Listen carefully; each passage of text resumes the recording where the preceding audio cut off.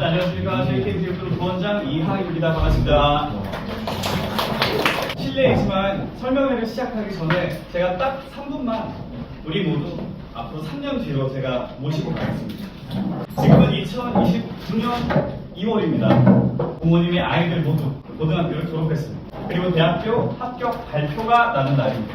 부모님 두 분이 계신데 한 분의 부모님은 야, 너 정말 고생했다. 우리 아이 정말 잘 버텼다 하면서 계시고, 다른 부모님은 3년 뒤 조금만 더 준비시키고 그때 그냥 괜찮겠지 하지 말걸. 그런데 두 부모님의 차이는 고3 때 생기지 않습니다. 오늘 바로 예비 고1에서부터 시작이 된 겁니다. 여기 계신 부모님께 제가 오늘 한 가지만 여쭤보겠습니다. 혹시 최근 한 달 동안 아이 방문 앞에 서서 계시다, 이 녀석이 공부를 하고 있나 안 하고 있나 하고 문을 살짝 열어본 경험이 있다, 한번 들어보실까요? 문을 살짝 열었는데 아주 조용히 공부하고 있는 줄 알았던 우리 친구가 저렇게 집중해서 하고 있었죠, 핸드폰을. 또는 방에 조금 용기를 내서 들어가서 애써 태어난 척 하면서 민준아 공부 좀 했냐? 물어보면 100이면 100 이렇게 대답합니다. 아, 이제 하려고요. 이제 하려고 했어요. 신기하게도 우리 학생 항상 하려고는 했습니다. 근데 더 신기한 건 저희들 머릿속에 드는 생각입니다. 믿게 되잖아요. 오늘 하겠지? 아, 진짜 오늘 하겠지? 저도 부모님들을 참 많이 만나게 됐는데 안타까운 순간이 있어요. 그때가 언제냐면 부모님께서 이렇게 얘기하실 때요. 우리 아이는요, 마음만 먹으면 잘하는 학생이에요. 맞습니다. 근데 그런 아이들이 정말 많아요. 근데 대학은 마음만 먹은 아이들이 가는 게 아니라 끝까지 해낸 아이들이 가는 곳이죠. 그래서 고등부는 공부를 잘하는 아이들을 육성하는 것이 아니라 끝까지 종착역에 갈 수 있는 힘을 길러주는 과정입니다. 부모님, 오늘 이 자리는요, 단순히 영어, 국어, 수학, 과학, 과목만 설명드리는 자리가 아닙니다. 오늘 저희가 말씀드리는 것은요, 우리 아이의 앞으로의 3년입니다. 저희는 매년 예비 고1 친구들을 봅니다. 매년 고1 첫 중간고사를 겪은 아이들의 표정을 봅니다. 매년 고3 아이들 졸업을 봅니다. 그래서 어떤 아이가 언제 흔들리는지, 왜 무너지는지, 무엇을 준비하면 달라지는지를 이미 수없이 경험했습니다. 의사에게는 MRI가 있고, 변호사에게는 판례가 있고, 조종사에게는 비행 매뉴얼이 있습니다. 그리고 저희에겐 수만 명의 학생들의 데이터와 경험이 있습니다. 오늘은 그것을 모두 부모님께 보여드리겠습니다. 진심을 담아서 준비했습니다. 저희 첫 조성현 팀장님부터 모시도록 하겠습니다. 부탁드립니다. 네, 안녕하세요. 마하부 고등부 수학과 팀장 조성현이라고 합니다. 여러분께 이제 첫 사례로 이제 설명을 드릴 텐데, 전체적인 고등학교들이 이제 회전고, 광남고, 고고고가 어떠한 형태의 학생들을 갖고 있고 어떤 식으로 학생들을 나누고 있는지, 학생들의 뭐 1등급이나 이 성취도를 어떤 식으로 나누고 있는지 전체적인 부분들에 대해서 여러분들께 설명을 드릴 거고요. 우선 당부드리고 싶은 건, 지금 제가 드리고자 하는 이 설명들은 어느 학교가 더 좋다, 어느 학교의 시험이 조금 더 쉽다에 대한 부분들을 여러분들께 설명드리는 게 아니라 학교마다 학생을 평가하는 기준이 다르다, 이렇게 받아들이시면 좋을 것 같습니다. 그래서 우리 아이의 현재 실력과 성향이 어떤 학교와 더 잘 맞는지 들어보시고 판단하시고 학교를 지원하시면 될 것 같습니다. 먼저 중학교와 고등학교의 수학의 차이가 뭘까요? 공부량에 있을까요? 있죠. 단순히 계산량도 늘어났고 문제도 어려워졌을 텐데, 고등학교, 저희가 초등학교 수학을 연산을 잘해야 되는 수학, 연산을 배우는 과정이라고 많이 하고요. 중학교 과정을 개념을 학습하는 과정이라고 많이 하고요. 고등학교 때는 개념 학습뿐만 아니라 무엇도 중요하다? 조건들을 판단하는 능력도 중요하다. 이 능력이 하나가 더 추가가 된다라고 보시면 될 것 같습니다. 자, 여기에 더해서 지금 내 아이가, 학생들이 학부모님들께 가장 많이 듣는 이야기가 뭐냐면, 시험을 봤어요. 근데 왜 우리 아이가 중학교 때 잘했는데 왜 고등학교 왔는데 안 되는 걸까요? 라고 질문을 되게 많이 받아요. 근데 학교에서 내는 문제의 성향 차이라고 보실 수 있어요. 학교에서는 뭐 회전고나 앞으로 쭉 이야기 드리겠지만, 이 학교에서 내고자 하는 출제하고 학교에서 이런 학생을 우리는 조금 더 중요하게 생각할 거야, 이렇게 가르는 이런 차이가 있는데, 이런 부분으로 인해서 저희가 달라질 수 있다라는 걸 알려드릴 거고요. 자, 그래서 어떤 것들이 있냐? 자, 먼저 학교에서는 시험 구조, 저희가 학교를 선택함에 있어서 시험 구조와 경쟁군과 학습 환경들을 가지고 저희가 구분을 좀 지어줄 건데요. 먼저 시험 구조예요. 내신형 학교인지 아니면 수능형 학교인지, 내신형 문제를 출제하고 있는지 수능형 문제를 출제하고 있는지를 먼저 판단해야 되고요. 그 다음에 경쟁군으로서 상위권이 얼만큼 많이 있는지 아니면 최상위권이 존재하는지 이런 것도 판단해 봐야 할 것 같습니다.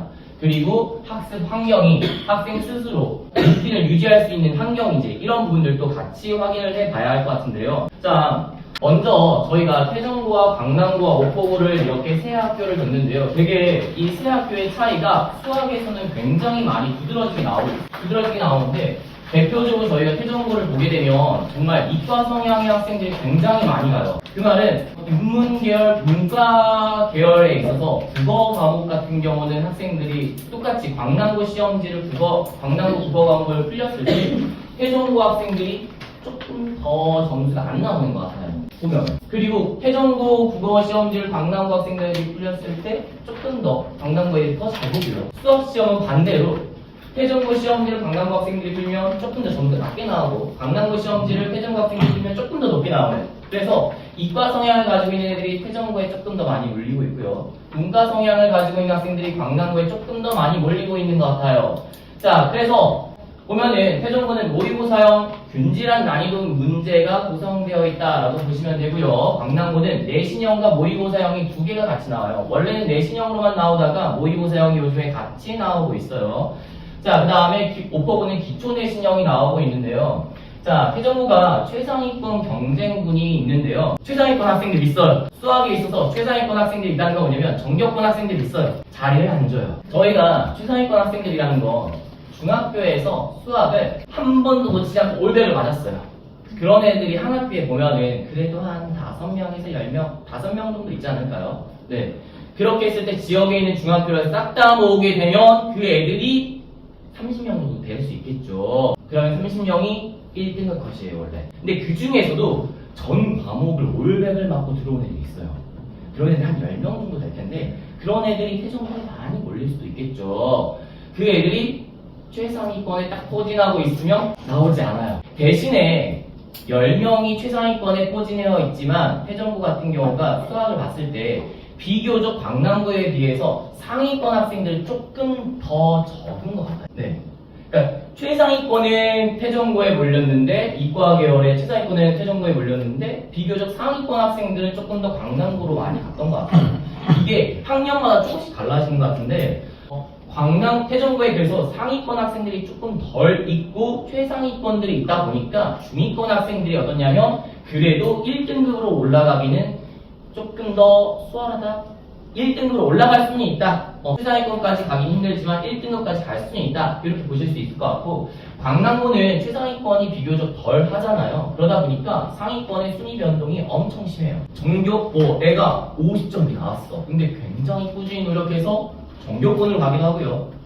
전교권이었는데 갑자기 훅 떨어지기도 하고, 이유에 대해서는 뒤에 설명을 드릴게요. 그래서 90점, 100점 나오던 애가 갑자기 60점이 나오기도 하고 되게 변동이 되게 커요. 자, 이게 내신형과 모의고사형이 같이 나오기 때문에 그런 건데, 자, 그리고 오포고는 기초내신형으로 나오는데 상위권이 상대적으로 얇고 꾸준히 학생들이 계속 상승해 볼 수 있는 이런 기회들이 되게 많이 열려 있어요. 자, 그래서 대중고를 보시게 되면 저희가 모의고사형과 수능형이라고 말씀을 드렸는데, 모의고사형, 수능형은 도대체 무엇이냐? 저희가 숲을 바라보는 능력, 나무를 바라보는 능력 이렇게 나누잖아요.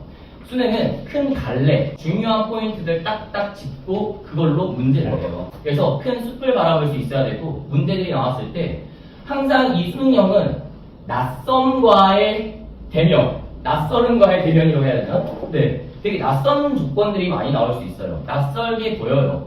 낯설게 보이지만 큰 맥락을 봤을 때 전체적으로 하나의 개념을 가지고 또 두 개의 개념을 가지고 융합해서 나오는 문제들로 볼 수 있습니다. 그래서 우리 아이가 봤는데 애들이 딱 고등학교 올라가게 되면 크게 갈리는데 내신 잘하는 애들, 모의고사 잘하는 애들 이렇게 갈려요.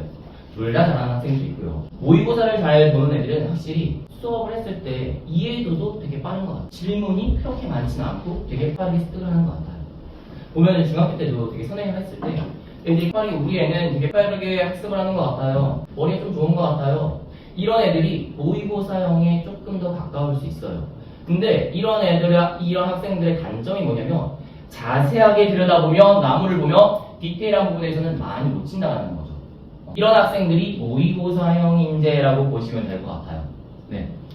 최종호는 상위권과 최상위권을 변별하는 문항이 존재합니다. 수학에는 최상 난이도 문제가 존재한다는 거죠. 그게 이제 수능형 모의고사형으로 나오게 되고, 그 다음에 기본적인 난이도가 평준화에서 난이도 하에서부터 쭉 상난이도까지 고르게 분포하는데, 수능형 문제라는 게 어쨌든 큰 맥락을 가지고 문제를 내기 때문에 크게 문제에 있어서 내 아이가 그냥 꾸준히 노력하게 되면 그렇게 크게 순위의 변동이 없어요. 노력하는 만큼, 모의고사형이기 때문에 노력하는 만큼, 그만큼 그냥 꾸준히 자기의 순위를 유지하게 돼요. 그래서 내 아이가 상위권을 유지했어. 한번 들어왔어. 그럼 웬만하면 상위권에서 내려오진 않아요. 문제가 되게 분포되어 있어요. 그래서 한 번 뭐 1등급이 됐다, 수학에서 1등급이 됐다, 그러면 웬만하면 수학 1등급에서 내려오진 않는 것 같아요. 그래서 내 아이가 좀 꾸준함이 있다, 큰 숲을 바라보는 능력이 있는 것 같다, 이해도가 빠른 것 같다, 실수는 좀 많다. 그쵸? 자세한 걸 보지 못하니까, 능력이 부족하니까 그럴 경우 조금 더 유리할 수 있습니다. 네. 자, 근데 이제 태정부가 1학년에 좀 특이성이 있는데, 저희가 1학년에 수능형 문제라고 했잖아요. 수능형 문제가 되게 낯선 조건들이 많이 나오게 됩니다. 낯선 조건들도 나오고, 긴장도 높을 거고, 짧은 시간에 문제를 풀어내야 되고, 그래서 태종고 1학년에 분명히 최상위권 학생들이 있을 텐데, 그 최상위권 학생들이 고등학교 처음에 올라왔을 때 적응기를 거치게 돼요. 그래서 제 학생들도 1학년 1학기 때 80점대가 막 나왔대요.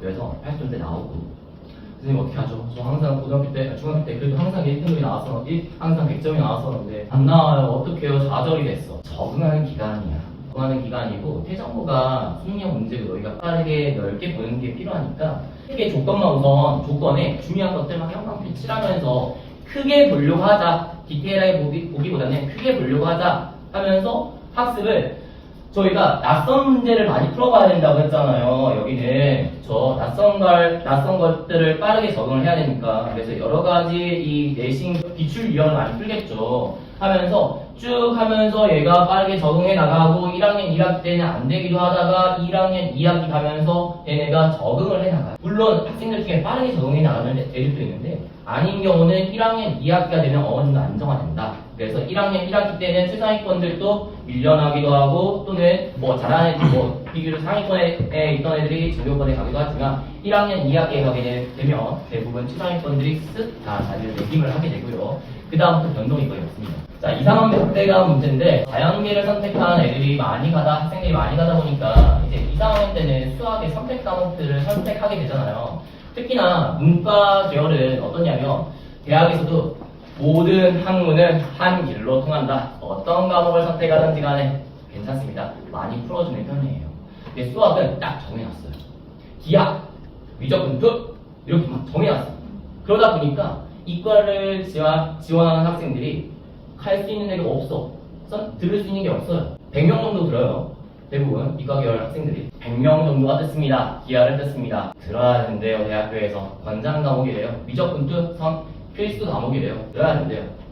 100명이 들어요. 근데 전교권에 10명이 이과를 선택하죠. 대부분 딱 있어요. 그럼 100명 중에 10%가 1등급인데 그 10명이 1등급을 다 차지해요. 그래서 내 아이가 너무 안타깝게도 태정고가 이 부분이 조금 힘들어요. 2학년 들어왔을 때 선택 과목을 선택하게 되면 1등급이었던 애들이 조금 떨어져요. 네. 그리고 이 태정고가 최상위권들을 변별하기 위해서 어려운 문제를 내는데, 특히나 선택 과목에 있어서 되게 어려운 문제들을 더 많이 내고 있어요. 그래서 최상위권, 전교권 애들은 막 90점대가 나오고 80점 후반대가 나오고 하는데, 그 외 나머지 학생들이 60점, 그러니까 90점, 60점 이런 식으로 되게 크게 갈리게 돼요. 할 때 평균적으로 39점, 20점 후반대가 나오게 돼 있고. 그래서 자, 이과계를 선택하더라도 2, 3학년 때 선택 과목에 있어서는 조금 불리함이 존재할 수 있다라는 게 여기 태정고의 포인트가 될 것 같습니다. 자, 광락모입니다. 광락모는 내신형과 그 다음에 모의고사형이 같이 나온다고 했는데, 내신형이라는 건 디테일한 걸 바라보는 거잖아요. 우선 중난이도와 중상난이도에 되게 많이 집중이 되어 있어요. 문제가. 그러니까 태정고는 모르게 하난이도부터 쭉 나왔다고 본다면, 광락모는 1번 중난이도, 갑자기 1번인데 중상 정도 난이도로 한 번에 그냥 낼 때가 있어요. 왜냐면 문제 자체가 하가 없어. 중부터 시작해서 중상 난이도로 쭉 가게 돼요. 할 때. 최근 경향이 그래요. 근데 그 문제들이 이제 내신형인데 내신형이 진짜 디테일하게 문제를 뜯어보는 거거든요. 내가 개념을 다 알고 있는지. 그 다음에 내신형 문제가 대부분 학교 교재에서 병영 문제로 많이 나오는데 내가 풀었던 거랑 뭐가 문제에서 뭐가 달라졌는지 정말 조건 하나하나 끄집어오면서 정말 세밀하게 막 훑어볼 수 있는 능력이 있어야 돼요. 그래야 강남고 문제를 잘 풀어낼 수 있어요. 네, 잘 풀어낼 수 있는데 이게 하 난이도가 없다고 했잖아요. 하 난이도가 없는데 그러다 보니까 이 하위권 학생들이 굉장히 많이 무거워해요. 내가 기본적으로 좀 점수를 맞춰내야 돼. 맞추기가 쉽지가 않아. 근데 이게 또 내신형이다 보니 학원에서 변형 문제를 풀다 보니까 변형 문제가 적중률이 좋아요. 그러면 이 강남고 문제가 내신형의 특징이 뭐냐면 변형 문제를 풀다 보고 내신형 이렇게 계속 고반복을 하다 보니까 밑에 50점대 있던 애들이 갑자기 90점이 정말 50점대인데 갑자기 90점이 나와요. 전교권에 들어가. 이런 경우들이 생겨요. 실제로 그래서 저희 학생도 저희 반에 강남고 애들이 되게 많이 있는 반이 있는데 2학년 반이 있는데 얘네가 다 40점, 50점대로 시작했어요. 근데 갑자기 한 학기 정도 적응을 하다가 갑자기 90점대로 훅 건너뛰어. 전교 9등하고 1등으로 올라가고 막 그래요. 이게 저희가 학교를 선택할 때 전략을 세워야 된다고 했잖아요. 강남고 같은 경우가 진짜 내신형을 봤을 때 사실 저는 애들한테 야, 어려운 문제 우리 1등급만 따자. 중난이도랑 중상난이도만 우선 공략하자. 이게 이제 1차적인 목표예요. 가장 어려운 문제는 우선 버려. 그 문제가 뭘로 나오니까 모의고사형으로 나와요. 강남고 애들은 내신형이 특화되어 있다고 보시면 돼요. 많이 봤을 때. 문과 성향을 가지고 있고 내신형에 특화되어 있는 학생들이 많다 보니까 조금 더 그 내신 관련되어서 막 이렇게 좁혀서 계속 수업을 많이 하죠. 그래도 1등급이 나오니까 애들이 1등급이 우선 나와요. 그리고 나서 1등급이 되고 나면 그 다음부터는 이제 시선을 넓혀야죠. 그래서 난이도 높은 문제, 최상 난이도는 존재하지 않지만 상난이도가 모의고사형 몇 개 단원이 융합돼서 나오다 보니까 그리고 그런 학습들이 조금 빈약하다 보니까 이제 그 문제를 어려워하는 거죠. 모의고사형 문제 나왔을 때 그 문제를 나중에 공략을 하게 됩니다. 자, 그리고 강남고가 논술형도 같이 나오게 되는데 이 논술형 자체가 그렇게 어렵지는 않습니다. 어렵진 않은데 조건을 빠짐없이 쓸 수 있어야 돼요. 정확하게 내신형이죠. 정말 디테일하게 어떠냐면 제가 자, 여기에서는 내신형과 모의고사형이 나와요 라고 했을 때 모의고사형, 내신형 이렇게 논술형이 딱 써놔야 돼요. 논술형에서 모의고사형 나왔을, 내신형 나왔을 이렇게 되게 디테일하게 조금씩 다 써나가야지 감점 요소가 없을 수 있어요. 그래서 굉장히 자세하게 써나가야 된다. 자, 강남구는 장위권 변동이 큽니다. 기회의 땅이 될 수 있는 거죠. 학교에 따라서 강남구가 중간고사가 내신형, 중간고사 같은 경우 중간고사 문제가 나왔을 때 이번에 모의고사형 문제 비중이 조금 높았어요. 그러면 무슨 일이 생기냐? 애들이 점수가 싹 1등 것이 72점을 내요. 우리 애가 시험을 봤어. 75점이 나온 거예요. 중학교 때 100점만 나왔었는데 75점이 나와서 좌절하실 수 있어요. 그런데 전교 30명이 72점입니다. 네. 모의고사형 나왔을 때 점수가 떨어지는데 그러니까 모의고사형 나온 문제들이 틀린 거죠.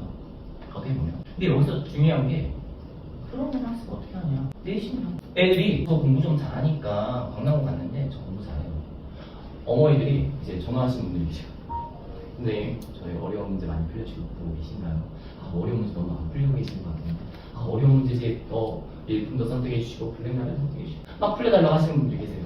근데 어머니한테 말씀드리죠. 어머니, 강남고가 내신형 문제인데 진짜 내신형 문제만 다 맞춰도 우선 1등급이 나오고 우선 거기서부터 시작해요. 괜히 이거 포기했다가 어떤 일이 생기냐면 정말 90점대 애가 60점, 50점 나오는 경우가 있어요.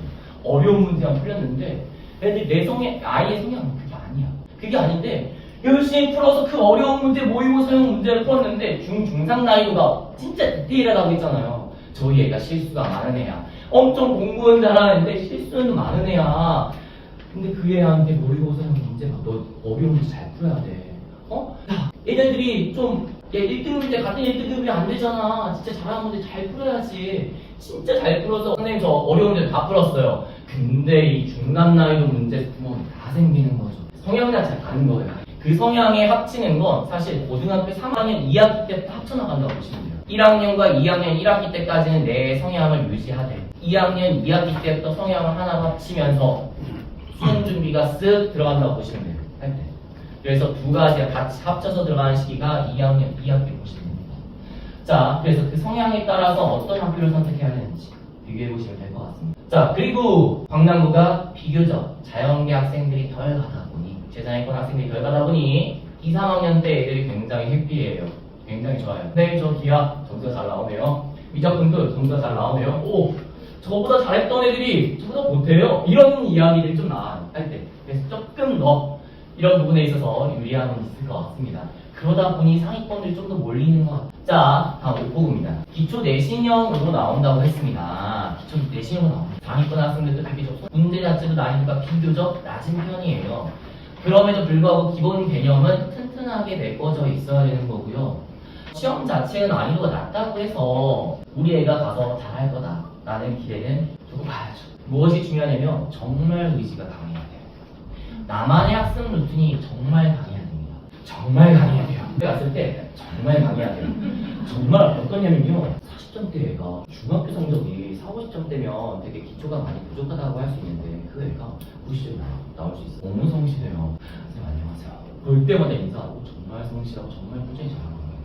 그런데 그 학생이 이제 2학기에 들어가는데 걱정하죠? 네. 조금 정말 강해야 돼요. 근데 기회는 정말 많거든요. 기회가 많은데 이게 학원에서도 저희도 진짜 빠듯하게 잡아요. 쉴 때마다 불러요. 와서 같이 하자. 방학 때 11시부터 와. 아침부터 와서 끝까지 하자. 시험 준비할 때 막 11시간씩 12시간씩 시킵니다. 밥은 먹일게요. 그럼에도 불구하고 와, 학습 루틴 잡는 게 정말 쉽죠. 네. 기회는 좋아요. 기회는 이 학부모님들도 강하셔야 되고요. 그러면 기회가 찾아오는 학교예요. 네. 전교권 갈 수 있는 학교입니다. 상복이 크게 열려 있습니다. 학부모님들만 학생들을 케어하는 게 아니라 저희도 같이 케어할 거거든요. 그래서 학생들이 요즘에 되게 많이 힘들어하잖아요. 성적이 안 나왔어요. 요즘에 신문 보셨을 거예요. 저희 학생들이 되게 1학년 끝나고 자퇴하고 다시 재입학하는 학생들이 있다는 신문 기사 보셨잖아요. 가장 많이 하는 말에 선생님 저 보고 다시 재입학할까요? 라고 이야기하는 애들이 있어요. 안 된다. 너가 여기에서 너의 루틴을 잘 만들었다며 보고가에 가서도 학생 루틴 만들어질 것 같아. 여기서 다시 잡자라고 이야기하는데 네, 쉽지 않아요. 모든 학교가 쉽지 않죠. 큰 숲을 바라봐야 되고 나무를 바라봐야 되고 나의 루틴이 강해야 되고 다 자기의 장점이 있는 거예요. 장점이 있어요. 진짜 어떤 학생들이 있냐면요. 진짜 엄청 디테일이 강한 애들이 있어요. 근데 태정고에 가가지고 디테일이 강한데 태정고에 가가지고 그 디테일 하나만 보고 있는 거예요. 막 가가지고 나무에 막 이 뿌리 구조가 어떻게 꼬여 있고 막 이것만 계속 보고 있는 거야. 근데 그게 안 보여. 그게 안 보여요. 너무 안타깝죠. 근데 진짜 루틴이 강해요. 섬세함에도 불구하고 루틴이 진짜 강해요. 주변에서 애들이 막 맨날 놀러 가자고 해도 아니 나는 올 거야. 계속 학원에 가서 난 공부할 거야. 그런 애들이 가야 됩니다. 그렇죠? 잘 보시고 판단하시면 될 것 같습니다. 네. 자, 그래서 크게 보게 되면 태정고, 강남고, 옥고고 어떤 성향의 학생들이 가면 좋을지 조금 눈에 보이셨을까요? 네. 마지막으로 이제 저희가 내신형과 수능형을 다시 한번 좀 정리를 해볼 건데 우리 아이가 그래도 이해력도 빠르고 크게 많이 넓게 보는 것 같다 하지만 조금 실수가 많은 아이다. 어떤 걸 반복해야 할까요? 네. 그래도 언젠가는 우리가 디테일을 봐야 되는 거잖아요. 그쵸? 그러면 내가 이 아이가 태정고에 갔어. 태정고에 갔다고 디테일이 필요 없을까요? 최고 난이도 문제를 풀어야 돼요. 최고 난이도 문제라는 건요. 숲도 볼 수 있어야 되지만 자세하게 디테일하게 내신형처럼 자세하게 조건도 꼼꼼하게 따질 수 있어야 돼요. 그게 최상 난이도 문제. 비교적 숲만 보면 풀 수 있는 문제들이 대부분이지만 최상 난이도에는 디테일하게 들어가야 되는 거거든요. 내 아이가 공부를 좀 한다. 대전고에 가겠다. 숲도 볼 수 있고. 근데 조건, 실수를 많이 한다. 그러면 같은 유형서를 고반복시키면서 디테일하게 하나하나, 조건 하나하나 줄쳐가면서 왜 이 조건이 나왔는지 학습을 시켜주셔야 됩니다. 자, 내 아이가 굉장히 자세하게 잘 풀어. 엄청 꼼꼼하게 풀어요. 실수도 별로 없어요. 그러면 어떻게 학습을 해야 할까요? 다양한 문제를 많이 풀어봐야겠죠? 네, 다양한 문제를 많이 풀어봐야 되고 첫 번째 해야 되는 건 차례를 외우게 시켜야죠. 차례가 큰 맥락이니까요. 네. 그래서 저희가 카테고리형 학습이라고 하잖아요. 차례를 외우고 큰 숲을 바라보게 하고 단원과의 연계성이 어떻게 되는지. 첫 번째 문제를 바라봤을 때 그 문제는 어떤 단원의 문제인지 쓰고 줄기잖아요. 그쵸? 쓰고 그리고 어떤 개념이 사용되는지 한번 써보고 크게 바라보는 연습을 시키셔야 됩니다. 자, 결국에는 우리가 모든 과정에서는 내신형 훈련도 중요하죠. 수능형 훈련도 중요해요. 왜요? 최고 난이도 문제는 결국 해결을 해야 되는 그 시기가 우리가 쭉 내신형과 수능형 풀이가 쓱 가다가 합쳐지는 시기가 2학년 1학기 지나서 2학년 2학기 때 완성이 돼야 됩니다. 그래야지 우리가 수능 문제까지 해결이 될 수 있겠죠. 자, 그래서 가장 중요한 건 어쨌든 대전고든 광남고든 오포고든 중간 난이도와 중상 난이도 문제에서 절대 손실이 생기면 안 됩니다. 손실이 생기면 안 돼요. 그래서 기본적인 문제들은 저희가 완벽하게 해결을 해야 되고요. 자, 광남고 같은 경우는 어떻다? 논술연ung에서 후감점, 감점이 나오면 안 된다. 자, 고난도 분별력을 확보하기 위해서는 그 두 가지를 다 같이 할 수 있어야 된다. 이렇게 보실 수 있습니다. 자, 그래서 내신, 강, 모의고사, 약, 낯선 조건 해석을 잘해야 된다. 모의고사 해석이 약한 학생들, 모의고사, 강, 내신, 약, 범위를 완전 정복하고 디테일하게 계속 반복할 수 있어야 됩니다. 강점에만 몰면 시험 유형이 바뀌는 순간 순위가 흔들릴 수 있습니다. 그게 광남고였죠. 1학년 때 그래서 2학년 1학기 때 많이 흔들리는 거죠. 모의고사형이 나온다, 순위가 흔들립니다. 내신형이 많이 나온다, 내가 좋아하는 거 거기서 다시 올라가요. 잘하기 위해서는 잘 맞추셔야 되고요. 이런 게 있어요. 선생님, 어떤 학원에서는 변형 문제가 나왔는데 문제가 숫자만 바뀌었어요. 그냥 다 똑같아요. 그냥 숫자만 바꿔요. 그리고 이게 변형 문제가 이렇게 학원에서 막 주는 거예요. 근데 애들이 뭐라고 하냐면 나하고 못하는 문제 자체를 아예 조건과 조건을 막 융합시키면서 계속 진짜 변형 문제를 푸는 느낌이 나요. 라고 이야기를 해요. 그래서 이번에 어떠냐면 진짜 저희가 진짜 이를 갈고 뼈를 갈아서 만드는데 태전고 2학년에서 문제가 정말 완벽하게 똑같이 나왔어요. 완벽하게 객관식 지문까지 완벽하게 똑같이 나왔어요. 애들이 피고 나서 너무 신기해요. 어떻게 이게 똑같이 나올 수 있는 거예요? 야, 선생님도 똑같이 학교 선생님들 어떻게 낼지 어떻게 변형할지 진짜 고민해서 진짜 변형 많이 만들잖아. 진짜 그러고 있어. 기본적으로 숫자 바꾸는 정도도 처음에는 할 수 있겠죠. 그 이후로는 조건간 어떻게 변형시킬 건지 정말 힘들어요. 오죽하면 막 선생님들이 막 문제를 막 사고 팔고 하겠어요. 변형 문제 만들기 너무 힘드니까. 정말 저희들 선생님들 열심히 갈면서 만들고 있거든요. 자, 그리고 이번에 고등학교 3학년 미적분에서는 정말로 정말 토시아랑 다 똑같이 나왔는데 2가 딱 3으로 바뀌는 정도? 요 정도로 또 되게 적중률이 아주 높았어요. 저희는 자잘한 거 적중률 올리지 않습니다. 정확하게 맞아 떨어진 적중률. 문제까지 완벽하게 떨어지는 것들. 2학년에서는요, 핵심, 마지막 문제, 고난도 문제에서 핵심 조건이 저희가 홀수가 짝수로 바뀐다 라고 하면서 이제 문제를 딱 편입해서 나왔는데 그게 또 똑같이 나온 거죠. 선생님 너무 신기해요. 막 이렇게 이야기해요. 낯선 것들을 조금 더 줄여줄 수 있어요. 네, 변형 문제들은 진짜 변형 문제가 핵심이에요. 얼만큼 변형을 해줬느냐에 따라서 진짜 아이들의 실력, 낯선 정도가 줄어들 수 있습니다. 그런 부분들을 여러분 줄이면서 갈 거고요. 네, 전략이 중요하죠. 하지만 원칙은 변하면 안 되겠죠. 개념 이해 완벽하게 시키고요. 학생들에 따라서 이제 시험 보기 전에 자, A4 나와주고 개념 정리 한번 하자. 너희 언어로 한번 개념을 한번 정리해볼까. 개념 정리 한번 하고요. 조건 한번 실험하면서 중요한 조건들, 이 조건 텍스트와 텍스트 조건들이 나왔을 때 이 세 가지 조건이 융합되면 어떤 풀이 과정이 사용될까? 사용하고요. 당연히 모의고사 보면서 시험 보면서 하겠죠. 그래서 이 세 가지에 대해서 우리가 원칙은 지키면서 저희가 진행을 해나가고 있습니다. 그래서 우선 가장 첫 번째 오게 되면 중학교 과정에서 무엇이 결손이 있는지 확인을 하고요. 개념을 완성해 나갈 거고요. 그 다음에 중난이도, 중상난이도 분석할 거고요. 자, 그 다음에 누적 평가를 통해서 저희가 빠진 부분 없이, 빠뜨린 부분 없이 완벽하게 채우기 위해서 보완을 하고요. 시험을 보게 될 것 같습니다. 자, 그래서 학교는 달라도 준비의 원칙은 같습니다. 다시 한번 말씀드리겠습니다. 저희는 이해한 개념을 말로 설명할 수 있을 만큼, 말은 아니겠지만 자신의 언어로 적을 수 있을 만큼 학습을 시킬 거고요. 해설 없이 혼자 처음부터 풀 수 있는지, 이게 중간 난이도, 중상 난이도를 위한 거예요. 네, 그리고 제한 시간에 수준을 다시 지원할 수 있는지 최소한 1등급을 목표합니다. 이후의 등급은 저희가 다시 개별적으로 하겠습니다. 여기까지 마도고등수학과의 영상과 어서 네, 안녕하십니까. 저는 태전 마하보기 영어과 팀장 이강렬이라고 합니다. 사실 이 프레젠테이션 준비하면서 되게 많은 고민을 했던 것들이 뭐였냐면은, 그러니까 제가 이 마하보기 태전반이 열리고 나서부터 지금 현재 3학년이죠. 3학년, 2학년, 지금 1학년까지 이제 담당을 하고 있는데, 제가 그러니까 작년까지는 제가 태전고 2, 지금 현재 태전고 2, 태전고 3을 주력으로 하고 있었어요. 그리고 올해부터는 제가 강남고 1을 메인으로 담당해서 지금 수업을 진행하고 있고요.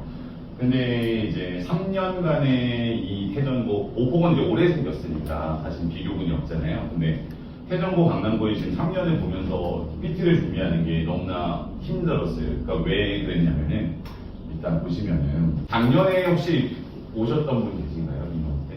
안 계신가요? 작년에 제가 이렇게 중3 학생들, 학부형님들 모시고 말씀을 드릴 때, 태전고랑 강남고를 반대로 강남고가 요거였고, 태전고가 요거였어요. 그래서 지금 제가 이제 단적으로만 말씀을 드릴게요. 태전고를 예를 들어 말씀드릴게요. 태전고 3은 되게 불쌍한 학년이에요. 혹시 여기 태전고 3 학생을 자주 하시는 분이 모르겠지만, 왜 그러냐면 저는 태전고 3은 그 3년 동안에 지금 영어 지금 일단 내신은 끝났잖아요. 10번의 내신이 끝났는데, 너무 불쌍한 거예요, 아이들이. 한 번도 시험이 쉬운 적이 없었어요. 한 번도 시험이 쉬운 적이 없었고, 그러니까 물론 지금 태전고 3 아이들이 그래도 중학교 때 내신이 높았던 학생들이 간 건 맞아요. 이제 아무래도 학교에서 그런 기대치가 높다 보니까 시험을 어렵게 내는 게 습관이 돼서 이제 막판에는 10번째 이제 고3 이번에 봤던 기말고사는 정점을 찍었거든요. 전교 1등이 86점 나왔어요. 그래서 근데 저는 이제 이 고등부 강사 생활을 거의 20년 정도 한 사람으로서 사실 그러니까 태전고 정도에 이제 시험 난이도 내는 학교들 많죠. 서울에도 있고 분당에도 있고 되게 많아요. 근데 고3 때는 그렇게 되지 않아요. 왜냐면 우리 학교 아이들 내신 챙겨서 좋은 학교 보내야 돼요. 근데 그리고 지금 태전 고3 같은 경우는 마지막 9등급 제한이잖아요. 근데 이번에 저도 깜짝 놀랐어요. 물론 이제 시험이 참 속된 말로 참 거지 같다고 생각했어요. 시험 딱 보고 나서. 와, 진짜 태전 고3 아이들은 고3 때도 논술형이 40%. 근데 그 논술형 40%가 모든 것들이 외워서 쓸 수 있는 게 아니고 그냥 말 그대로 공부한 지문에 없는 문장을 그냥 만들어 쓰는 거였어요. 근데 그런 문제를 그러니까 뭐 그런 문제 나쁘다 좋다 이런 걸 다 떠나서 주관적인 평가잖아요. 선생님들. 그러니까 물론 어떤 기준을 세워놓고 평가는 하시겠죠. 근데 그게 주관적인 평가다 보니까 저도 이제 항상 작년에도 그랬고 올해도 그랬지만 중간고사 때 평가 기준, 기말고사 때 평가 기준이 달라요. 중간고사 때는 막 퍼주는 거예요, 점수. 그러니까 애들이 막 99점인데 3등급이 나오고. 그러니까 너무 그게 저도 이제 한 명의 강사로서 그리고 태전고3 아이들 제가 이제 3년째 보고 있는 아이들이니까 되게 안쓰럽죠. 91점인데 4등급 나오고. 그러다가 갑자기 기말고사는 모든 걸 다 까는 거예요. 부분 점수 없이 다 까. 그러더니 갑자기 기말고사가 되니까 80점이 1등급 컷이 되는 거예요. 그러면 이게 참 아이들한테 가혹하다. 그리고 태전고 2도 제 주력 학년인데 지금도 마찬가지로 이 친구들은 갑자기 시험 성향이 바뀌었어요. 시험 성향이 바뀌어서 원래는 태전고가 요거였어요. 아이들한테 독해를 얼마나 잘할 수 있고 그다음에 이제 워낙에 이런 영어 선지가 길다 보니까 아이들이 그 선지 해석하다가 시간이 부족하고 그랬었거든요. 근데 이게 작년부터 조짐은 있었어요. 태전고는 사실. 이 지금 현재 태전고 2 학생들한테 킬러 문제를 엇법어휘를 주더라고요. 이런 적이 없었는데. 근데 이제 올해도 여지없이 그러면 이게 어떻게 변화해가는 추세라면은 올해도 마찬가지로 엇법어휘 가지고 되겠다. 근데 중학교 때 이제 어머님들께서 보시는 그런 엇법 문제를 생각하시면 안 돼요. 왜 그러냐면 중학교 때 보면 엇법 문제가 보통 그렇잖아요. 뭐 A, B, C, D, E가 있으면 딱 어떤 한 단어 이런 데는 밑줄 서는 거 어법상 잘못된 것을 이런 걸 물어보는데 태전고가 이번에 한 3-4문제 정도 냈었던 그런 킬러 문제 같은 경우는 그냥 문장 하나 다 밑줄이 가 있어요. 그러니까 모든 문법적 요소를 다 따져야 되는 거죠. 근데 그 중에서 뭐 어법상 잘못된 문장은 또 좋은데 그게 아니고 어법상 틀린 문장의 개수면을 물어봐요. 그러면 이게 어떤 현상이 벌어지냐면 오히려 잘하는 애들이 열심히 하는 애들이 더 틀려요. 왜냐면 문장이 6개인데 그 중에 난 열심히 공부했으니까 3개를 찾은 거죠. 그게 답이 4개였어요. 1개 못 찾은 거죠. 그래서 제가 우스개로 시험 듣나 그런 문제 나오면 네가 찾은 건 플러스 1을 해서 맞죠. 차라리 그게 더 많을 수도 있고. 근데 진짜로 이게 은근히 맞더라고요. 이게 은근히 맞아요. 근데 그래서 어떤 아이가 그러더라고요. 그게 답이 7개였거든요. 문장이 9개짜리였어요. 그러니까 지문 다 읽어야 돼요. 근데 이제 그거를 지문 그대로 내는 것도 아니고 지금도 바꾸죠. 그러니까 이런 점이 물론 이제 태종과 원래는 변형이 많았어요. 근데 업버웨이에서 이런 식으로 변형은 별로 없었거든요. 근데 이게 변해가는 추세고 반대로 광남고도 그래요. 그러니까 광남고 같은 경우는 원래 어떤 학교였냐면 지금 이제 졸업한 학년이죠. 지금 20살인 학년. 그 학년이 그 지금 20살의 아이들이 고2 때인가 어휘를 너무 얼토당토하게 되는 거예요. 그러니까 쉬운 말로 수능범위 있지 않은 거. 그러니까 제가 옛날 대학교 다닐 때 무슨 아무튼 뭐 엄청 어려운 것들이 박혀있는 말도 안 되는 어휘들이 박혀있어서 엄청 화가 났었던 기억이 있는데 이제는 근데 광남고도 어떤 그런 전조는 있었어요. 그러니까 작년 한 2학기였던 것 같은데 작년 2학기쯤에 광남고가 이제 점점 선지가 길어지더라고요. 그래서 저는 태종고랑 광남고랑 선생님들이 트레이드 하는 거였어요. 아 둘이 바꿔서 내는구나. 갑자기 선지가 길어지는데 이제 올해 제가 이제 작년까지는 태종고 2, 3을 주력을 하다가 이제 올해 광남고 1을 이제 하기 시작하면서 시험지도 보고 어떻게 되나 봤더니 중간고사 때도 사실은 그랬어요. 중간고사 때도 어느 정도의 그런 독해력을 기반하는 건 있는데 이번 기말고사 같은 경우는 아이들이 시험을 보고 망했어요 막 그러는 거예요. 그래서 보니까 그런 내용이 있죠. 예를 들어서 우리 학생은 이 지문을 공부하고 시험범위 있을 때 공부해 갔는데 얘랑 관련된 전혀 처음 보는 지문을 갖다 박아버리는 거죠. 그래서 마지막 문제가 하나 있었는데 그런 게 있었어요. 그 되게 그런 그 포스터 있잖아요. 그러니까 되게 쉬운 지문이죠. 뭐 무슨 행사가 있는데 포스터에서 무슨 뭐 사면 몇 달러고 아니면 뭐 이거 하면 할인이 되고 이제 마치 그 듣기 평가에서 나오는 그런. 그래서 이거를 뭘로 낼까? 보통 이거는 시험범위 넣지 않는 법이거든요. 모의고사 지문에서. 근데 이거를 뭘로 낼까 고민했는데 그런 생각 많이 했거든요. 얘를 다른 식으로 바꿔서 내겠다. 전체적인 지문으로. 근데 무슨 문제를 냈냐면 위의 조건에 따라서 밑에서 어떤 두 명의 친구가 이따만한 대화를 해요. 그런 다음에 둘이서 합쳐가지고 돈 얼마 낼게 이게 문제였어요. 근데 위에 조건이 되게 까다로워요. 뭐 3개 사면 10%가 할인되고 2개 사면 20%가 할인되고 하나 사면 할인이 안 돼. 그런 게 있는 거예요. 그러니까 애들은 근데 그게 26번 문제였어요. 마지막. 오픈엔드도 많았어요. 앞에 그런 거 처음 봤는데. 그러니까 아예 바뀌었다고 생각하시는 거예요. 그 다음에 오폭은 아까 수학하고 비슷해요. 내용이 중심, 그러니까 거의 모든 학교들이 이제 수능형 모의고사를 기반으로 하고 있지만은 오폭은 그래도 주제나 내용이나 이런 것들을 묻는 문제들이 많아요. 그리고 변형이 별로 없어요. 거의. 그러니까 어떻게 생각하면 아까 말씀 주신 것처럼 수학과에서 말씀 주신 것처럼 기본적으로 자기 학습 루틴만 잘 잡혀있고 열심히 하는 학생이라면 기본을 받을 수 있어요. 1등급은 아니에요. 왜? 1등급은 얘네는 태전도 광남도 올해 1학년 기말고사 기준으로 논술형이 없었는데 5포고만 논술형이 있었어요. 근데 그 논술형 20점이 어려웠어요. 그래서 뭐 뒤로 넘어가서 말씀드리겠지만은 태전고, 광남고, 5포고 모두가 1등급 커지, 그러니까 쉽게 말해서 300명 기준 30명 전교 30등이 점수가 생각보다 높지 않아요. 그래서 다음 테마가 태전고부터 좀 일단 먼저 말씀드릴게요. 제일 구체적인 정보를 잘 알고 싶어 하실 거니까 78인데 태전고의 기말고사는 78점이었어요. 그러니까 78점인데 객관식이 24문항이니까 한 최대 맥스 5개. 그러니까 5개까지 틀리면 1등급이 나오는 거예요. 그래서 5개를 틀려라는 소리는 아니고요. 5개 안쪽으로 틀리면 되겠죠. 그래서 이제 아이들이 처음 시험 보고 와서 막 그래요. 아까 수학과에서 말씀하신 것처럼 막 징징 저 어떡해요. 88점 나왔어요. 막. 근데 시험지를 보니까 88점이 1등급이 나올 것 같은데 아이는 진정이 안 되죠. 자기는 태어나고 처음 알아보는 거죠. 그래서 저 항상 얘기하거든요. 너가 이제 계속 고등학교를 다닐 전체야 이게 라고 말해줘요. 그러면 이제 성적이 나오고 나면 1등급이 나오니까 자기도 의아한 거죠. 왜 이게 1등급이 나오지? 그러니까 두 가지 요소일 거예요. 시험이 어려운 것도 있을 건데 분명히 아이들도 그만큼 어떻게 보면은 예전보다 어머님들께서 영어 교육을 더 어릴 때부터 시키시고 하지만은 사실 저도 이제 고등부에서 중등학생들이 받으면서 이제 최상위권이든 상위권이든 뭐 주위권 하위권이든 생각보다 못하지 않고요. 생각보다 잘하지 않아요. 그러니까 아이들 입장에서는 자신들이 쟤는 영어 되게 잘해요. 쟤는 영어 되게 못해요. 그러지만은 제가 볼 때는 잘한다고 하는 애가 생각보다 잘하지 않아요. 못한다고 하는 애들이 생각보다 못하지 않아요. 그래서 가운데 되게 많아요. 그러니까 어떻게 생각하면 수학은 위에 몰려있고 점점점 내려가는 이런 형태예요. 근데 영어는 다이아몬드. 기본빵은 하는 아이들이 거의 대부분이에요. 그러다 보니까 항상 60점, 70점, 2점수 구간이 엄청나게 많아요. 거기서 갈려버리고 거기서 여기 실력차, 노력차, 운, 잘 찍은 거 여러 가지가 작용을 하겠죠. 아까 말씀드린 것처럼 태종 같은 경우는 지금 기준으로 보면은 업버보이가 잘 잡혀 있어요. 그래서 작년이었던 것 같아요. 작년에 네, 제가 여기서 똑같이 설명을 하고, 그게 이제 고등학교 1학년 어머님하고 중3 어머님이 오셔가지고, 이제 고1 어머님이 이제 여기 말씀하고, 중3 어머님이 하나 질문 있다고, 자기 아이는 지금 학원 안 보내고 있는데, 중3 때 무슨 영어 공부를 시켜야 되냐. 그래서, 물론 학원을 뭐 보내시는 게 제일 좋을 건데, 학원에 대한 어떤 그런 다른 생각이 있으시다면, 집에서 이렇게 홈스쿨링을 시키고 싶으시다면, 단어만 배우게.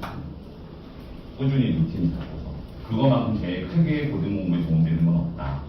근데 요즘에 학교들이 그래요. 그러니까 어법 어휘 변형하는 건 좋은데 특히나 어휘 변형 같은 경우는 난이도가 상당히 높은 난이도를 잡아요.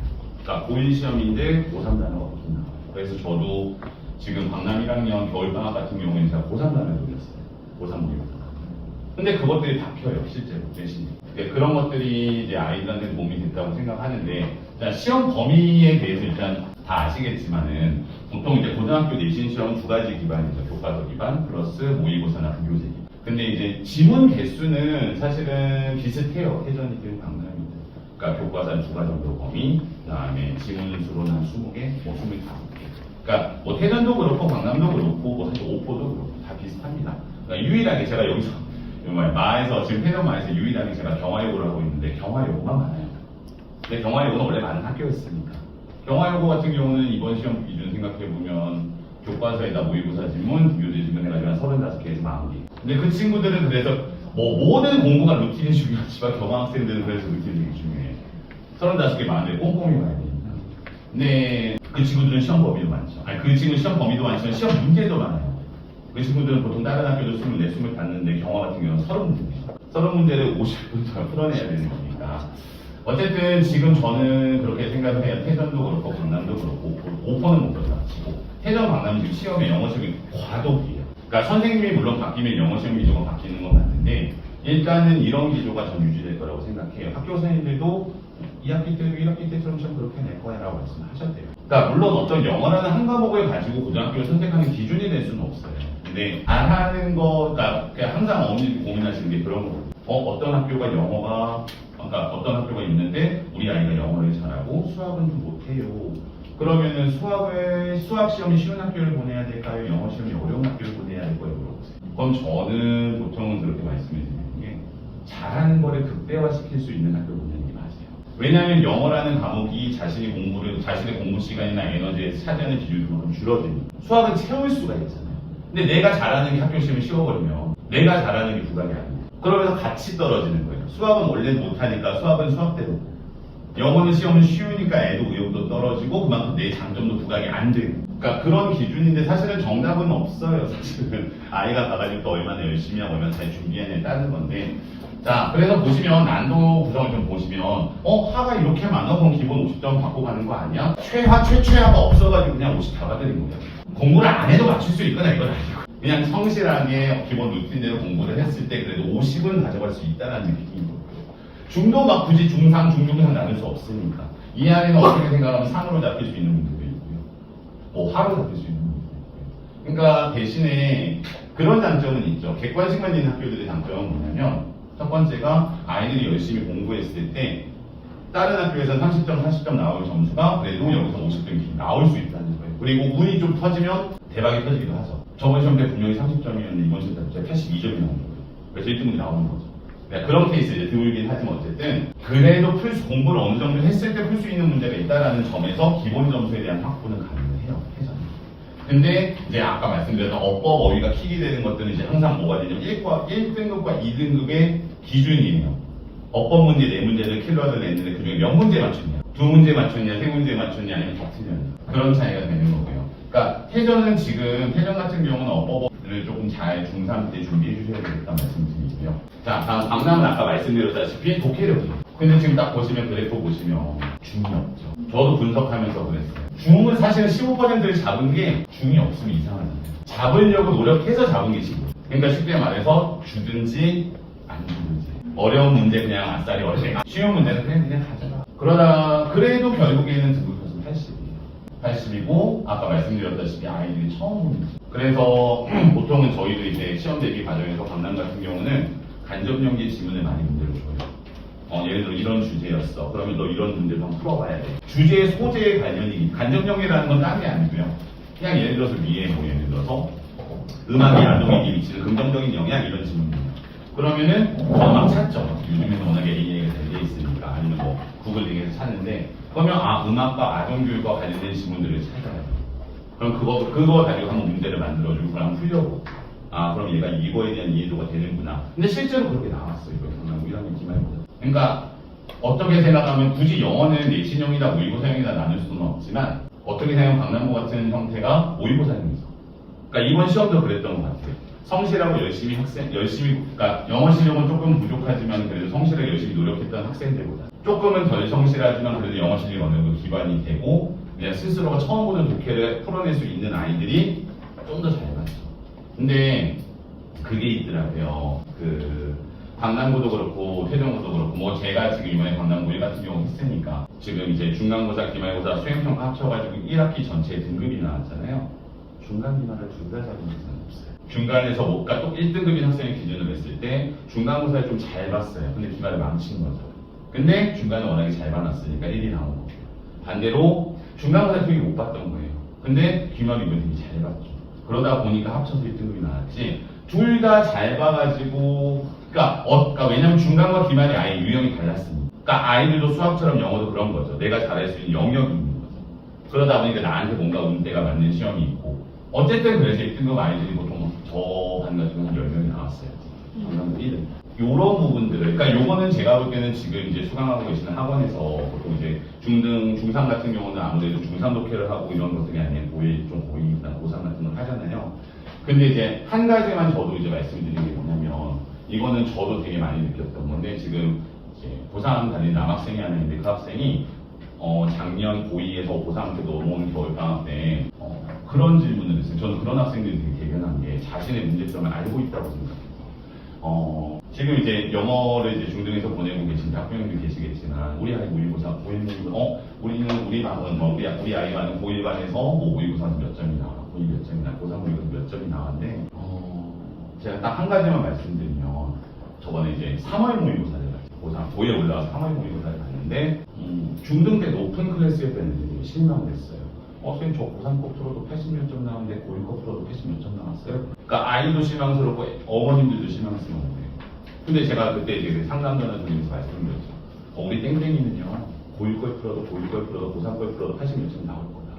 왜 그러냐면 지금 중등에서만 고등으로 올라와가지고 잘하는 친구들은 영어를 감으로 풀어요. 이게 답일 것 같아요. 왜냐면 학원에서 워낙 오랜 시간 동안 그런 걸 해왔기 때문에 그냥 이걸 거야. 근데 아까 제가 다시 한번 돌아가자면 그 고3 아이가 고3 남학생이 저한테 얘기했던 게 그거였어요. 저 갑자기 저 단어 외우고 이만큼 뽑아주시고 모의고사 뽑고 이만큼 뽑아주세요 라고 그래서 왜? 그랬더니 자기가 모의고사를 풀 때 감으로 푼다는 생각이 들어요. 정확히 알아서가 아니고 근데 왜냐면 이게 저희가 똑같은 맥락인 건데 일반인이 대학교 학술 서적을 읽으면 엄청 어렵잖아요. 그게 무슨 얘기인지 이해가 안 가. 우리말인데 마치 이런 느낌인 거죠. 근데 이제 중등에서 영어를 잘하는 친구들이 고3 모의고사를 풀었을 때 80몇 점이 나오는 이유는 영어적인 감이 있어서 그래요. 그러니까 이거를 얘는 독해를 하는 게 아니고 영어로만 풀어내는 거예요. 근데 그 점수가 저는 항상 위험하다고 생각하는 게 왜 그러냐면 그러다가 이 아이가 정말 모르는 주제, 소재, 내용이 나와버리면 그 학생이 거기서 박혀요.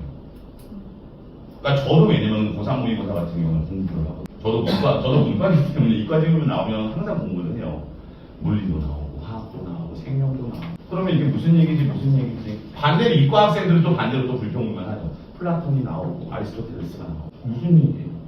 왜냐면 문과 이과 있는데 외부적 완전히 그런 것들을 저는 그래서 아이들한테 그 얘기를 하죠. 영어를 잘하는 것도 중요한데 기본적인 지식을 볼 수 있어요. 그리고 반대로 저희가 그렇잖아요. 제가 국어 능력이 좀 떨어지고 문해 능력이 좀 떨어져도 내가 아는 내용이면 그러니까 우리 아이들 한번 생각해 보시면 특히나 뭐 남학생들 한번 생각해 보면 다른 거는 다 몰라도 야구에서 나오는 말들은 다 알거든요. 방어율이 뭐고 승률이 뭐고 세이버 매트릭스 다 알아요. 근데 정작 물어보면은 다른 건 아무것도 모르고 그 다음에 뭐 물어보면은 자기가 잘 알고 있는 분야에 대해서 되게 능통해요. 남한테 설명할 수 있을 정도. 그러니까 아이들한테 문해력이라는 건 당연히 영어 실력 기반이 돼야 되겠지만 거기 플러스 알파에서 아이들 기본 소양이 있어요. 사실은 제가 고3이나 특히나 이제 고2, 고3 이상의 어떤 모의고사 지금 하다 보면 더 느껴지는 게 아이들이 영어를 못하는 게 아닌데도 못 풀어내요. 분명히 해석도 다르요. 그래서 제가 고2, 고3 시험 대비를 할 때 제일 많이 듣는 질문이 그거예요. 이거 무슨 말이에요? 이거 무슨 말이에요? 이거 무슨 말이에요? 뭐, 그러니까 되게 쉽게 말하면 되는데, 이제, 저도 이제 아리랑 항상 우스개로 그러거든요. 원래 똑똑한 사람들은 똑같은 말을 되게 어렵게 해. 그냥 누구나 사랑은 해, 누구나 사랑은 할 수 있어 라고 말하면 되는데, 사랑은 인류의 보편적 가치야 라고 말을 해버려요. 그러면 아이들은 사랑은 인류의 보편적 가치가 무슨 말이지? 그냥 누구나 사랑은 한다는데 이렇게 말해버리면 되는데, 원래 똑똑한 사람들은 그걸 어렵게 쓰잖아요. 그러니까 그런 것들이 사실은 아이들이 모의고사에서 접하는 것들이고, 그래서 만약에 강남고를 생각하시는 그 어머님들, 아버님들 계시면 우리 아이한테 물론 당연히 어휘어법에 대한 기반이 있어야 되겠지만 그래도 내가 처음 보는 지문에 대한 대처능이 어느 정도 갖춰져 있어야 된다. 그다음 마지막에 5%로 갈게요. 5%는 그래프 보시면 보이시겠지만은 이게 키드거든요. 그리고 실제로 82점이에요. 1컷이. 그러니까 그냥 여기 부분 다 맞추면 돼요. 근데 이제 논술형은 쉽게 내지는 않아요. 그러니까 제가 볼 때 5%님들은 여기서 그냥 1 갈라야지 해요. 그리고 유난히 주제 내용을 묻는 문제가 많아요. 그러니까 공부를 했으면 그냥 맞추는 거. 근데 이제 논술을 그러니까 그거는 이해가 가는 게 논술을 변별로 잡는 이유가 열심히 하는 학생들은 있는데 기본기나 실력이 있는 학생들은 적어요. 그러니까 애들이 예를 들어서 forget 써야 되는데 forget라고 써야 되는데 3인칭 단수 조어에는 S 붙이는 걸 모르는 거예요. 그러니까 forget을 쓰는 건 알겠는데 forget을 쓰는 건 모르는 거죠. 근데 학교에서 영어 선생님들이 이 아이들도 그래도 좀 구해줘야겠는데 forget도 구분 점수 주더라고요. 그래도 여기까지 쓴 것도 가상하다 생각하시는 거죠. 이것도 가상하네. 와 이거 어떻게 썼을까 하면서. 근데 어쨌든 82점 정도로 형성된다고 하면은 논술형에서 어려운 문제 틀렸다고 쳐도 열심히 공부한 학생들은 1등을 충분히 나올 수 있는. 근데 지문 개수는 비슷해요. 똑같아요. 그냥 그렇게 보통 생각하시면 돼요. 교과서 2개과에 모의고사 지문 수목이 좀 아니면 5개. 물론 이제 학년이 올라가면 더 늘어나긴 해요. 늘어나긴 하는데 그래도 이게 기준이다. 그러니까 오포도 태전하고 태전 같은 길을 걸을 거예요. 태전이 2017년도에 개교를 하고 나서 원래 그렇게 시험이 어려운 학교도 아니었고 근데 2018년, 19년, 20년, 21년, 22년 이렇게 지나오면서 이제 아이들도 그렇잖아요. 처음에는 태전에 안 가다가 그래도 점점 잘하는 태전에 가기 시작하고 오포 같은 경우도 올해야 뭐 내신 컷도 낮았고 그러다 보니까 중하위권 학생들이 많이 갔고 물론 올해도 전략적으로 상위권 학생들이 일부 소수 갔어요. 그럼 내년에 좀 더 많아지겠죠. 그럼 내후년에 또 많아질 거고 그러면은 이제 한 3년 이렇게 지나고 나면은 돌고 돌 거예요. 어떤 애는 강남이 좀 더, 어떤 애는 태전이 좀 더. 거의 또 평준화가 되겠죠. 그러다 보면 오포도 당연히 시험 추세가 변할 거고 어려운 문제도 더 많이 나올 거고. 근데 어쨌든 지금 현상만으로도 볼 때 기본에 충실하면은 그래도 어느 정도 1등급까지 노려볼 수 있는 학교다라고 제가 말씀드릴게요. 일단은 그래서 마지막으로 저도 이제 정리해드리면 마 영어에서는 저희가 이제 6주 동안 시험을 드릴게요. 물론 이제 변칙적으로 5주가 들어갈 때도 있고 아니면 6주 반 7주가 들어갈 때도 있는데 보통 이제 딱 나눠서 말씀드릴 수는 없지만 그래도 기본적으로 1, 2주차 때, 3, 4주차 때에서 저희가 시험 범위 진도를 다 나가요. 교과서 플러스 아니면 모의고사나 국교재를 핵심 분석하고 아이들 설명하고 아이들 표현을 받고 그러면 이제 나머지 2주는 뭐를 하느냐 공감하시는 본인들 계실 거예요. 우리 아이가 최상위권인데 시험 때는 학원에 안 가겠고요. 왜? 나 혼자 재밌고 그래도 100점 나오고 당연하죠. 저가 만약에 중학교 3학년인데 제가 영어를 잘해요. 그래서 전 학교에서 맨날 100점 받아요. 저도 안 그래요. 그때 어차피 가봤잖아. 공부 남기밖에 안 해. 근데 공부 남기 집에서 해도 돼. 공감하죠. 고등학생도 똑같아. 그러니까 저도 예전에 이제 다른 학원에서 일할 때 생각해보면 최상위권은 아닌데 건너은 아니지. 더 시험 전주는 안 하요. 시험 전주는 안 해요. 그럼 뭐 할 건데? 다른 공부 좀 해야지. 그러면서 이제 어떤 이제 학생들은 그냥 심심할 때 풀게 변형 문제 한 2,000개만 주세요. 그냥 그런 막 하다가 그러니까 무슨 얘기냐면 영어 같은 거 하는 아이들이 잘한다고 자기가 잘하고 자기가 좋은 점수 받을 거라고 자신하는 학생들은 오히려 시험에 임박하면 임박할수록 가요. 안 가요. 이해도 하지만은 걱정은 되죠. 근데 저희는 다 와요. 얘 때문에. 저도 이거를 처음에 깜짝 놀랐던 게 뭐냐면 모의 테스트에 저희가 이제 고등부 영어는 이제 일주일에 2번을 본단 말이에요. 월급이 됐든 화목이 됐든 수토가 됐든. 근데 요거를 그래서 총 4번을 가요. 2주에 걸쳐서. 이거는 이제 학교별로 선생님들이 각자 다 만들어가지고. 근데 아이들이 이거를 되게 좋아해요. 자기가 평가를 하는 거예요. 내가 지금 몇 점이구나. 내가 몇 점이구나. 이거는 그래서 아이들이 그러면서도 되게 두려워해요. 왜냐면 모의 테스트 점수는 항상 어머님들이 굉장히 높아요. 1차 모의 테스트 우리 아이 전체 평균이 38점인데 우리 아이 27점입니다. 처음에 평균을 안 보내드렸어요. 근데 평균을 보내게 된 게 어머님이 너무 깜짝 놀라시는 거예요. 우리 아이의 이번 모의 테스트 점수는 37점입니다. 그래서 갑자기 전화 오는 거예요. 저 37점 넘을 수 있어요. 아무리 모의 테스트여도. 평균은 25점입니다. 그래서 그때부터 평균을 같이 보내드려요. 놀라지 마시라고. 근데 아이들도 이제는 그걸 알아요. 근데 더 신기한 건 뭐냐면 이렇게 4차 평균을 내보잖아요. 아이들, 그러니까 물론 점수가 같을 수는 없죠. 학교 시험은. 근데 아이들 서열은 비슷해요. 아이들 이렇게 쭉 순위를 매겨놓으면 거기서 크게 어긋나지 않아요. 거의 그냥 모의 테스트 때 계속 1등, 2등 이렇게 했던 애들은 학교 시험도 거의 그렇게 봐요. 그러면서 이제 저도 되게 신기했던 게 모의 테스트를 더 잘 내야겠구나. 왜? 아이들이 이걸 엄청나게 신뢰하고 있어요. 엄청나게 신뢰하고 물론 수학과도 마찬가지고 영어과도 마찬가지고 엄청나게 고생하면서 내요. 고민하고 또 고민하고 또 고민하고 선생님들랑 검수 한번 해보고 그렇게 해서 마지막 당연히 이제 어느 학원이나 다 그러겠지만 시험 전날에는 직접 보충에서 이제 중요한 것들 있으면 안 될 포인트를 짚어주고 마지막으로 실전 파이널 테스트 보고 다음에 시험 응시하게 시험 응시하고 그 뒷과정은 똑같겠죠. 그러니까 저희는 기본적으로 이렇게 6주 틀로 시험 대비 시킨다는 거 말씀드리고 하고요. 자, 마지막으로 이제 제가 인사드리고 하겠습니다.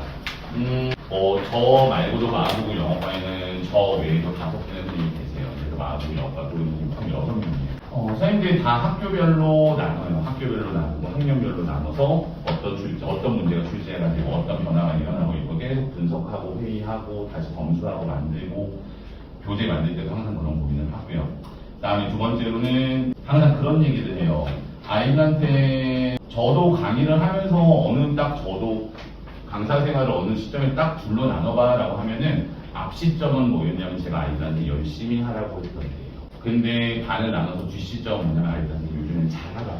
열심히 하는 게 오히려 아이들한테 독이 될 때가 있어요. 나는 열심히 6개월, 1년 했는데 성적은 그대로야. 그럼 그 아이들은 반이에요. 그러니까 열심히 당연히 해서 잘해야 되겠지만 열심히 하는 건 과정이고요. 결국에는 잘해야 되는 거고. 그 다음에 저도 당연히 아이들한테 잘하게 만들어줘야 돼요. 그러니까 언젠가 그러고 두 번째로 아이들한테 꼭 말해주는 게 고등부만 올라온 아이들한테 목적 중심적으로 가라고 해요. 그러니까 뭐 과정에서 뭘 잘하고 이런 거 다 떠나서 너가 하고자 하는 게 뭐냐가 중요한 거죠. 이번 시험에서 네가 70점을 받는 게 중요한 거고 네가 이번 시험에서 1등급을 받는 게 중요한 거지. 네가 이만큼 열심히 했는데 그만큼의 목표가 달성되지 않았을 때는 잘한 게 아니다. 그리고 너도 실망하게 될 거고 결국에 열심히 해야 되는 목적도 잘하기 위해서다라고 해요. 그러니까 어쨌든 아까 처음에 1학년과 우리 아이가 근데 영어를 못해요. 그렇다고 1학년 1학기 때 갑자기 95점 100점이 나와서 1등이 나올 수가 없어요. 사실은 말씀드리면 어머님 아버님들 그 아이들이 제일 중등에서 고등 올라갔을 때 괴리를 겪는 과목이 영어예요. 그러니까 그런 느낌이거든요. 중등 때 수학 못하는 애들은 고등 올라가서 수학 못해요. 잘할 수가 없죠. 기본적으로 사칙 연상부터 흔들리는. 근데 우리 아이들 영어 다 잘하고 표면적으로 학교 시험 95점 100점 나와. 근데 그 아이들이 진짜로 고등학교 올라가면 똑같이 95점 100점이었던 아이들 한 명은 30점이 돼 있어요. 그러니까 아이들은 그 얘기를 하거든요. 야 너네 중등 때 시험 못 보면 몇 점이야? 한 70점 받으면 못한 거죠. 뭐. 그럼 제가 꼭 아이들 이제 중등 아이들 올라가서 다른 꼭 얘기를 하거든요. 고등에서 못 보면 20점이야. 20점, 30점, 20점, 30점 아이들도 많아요. 제가 정말 작년에 충격적이었던 게 그런 게 있어요. 제가 태전 3학년 같은 게 작년, 재작년에 최상반하고 최하반을 했거든요. 되게 힘들어요. 되게 심리치료라는 거 있어요. 최상반 하다가 최하반 하면은 막 최하반 애들은 difficult 노트를 써줘야 되거든요.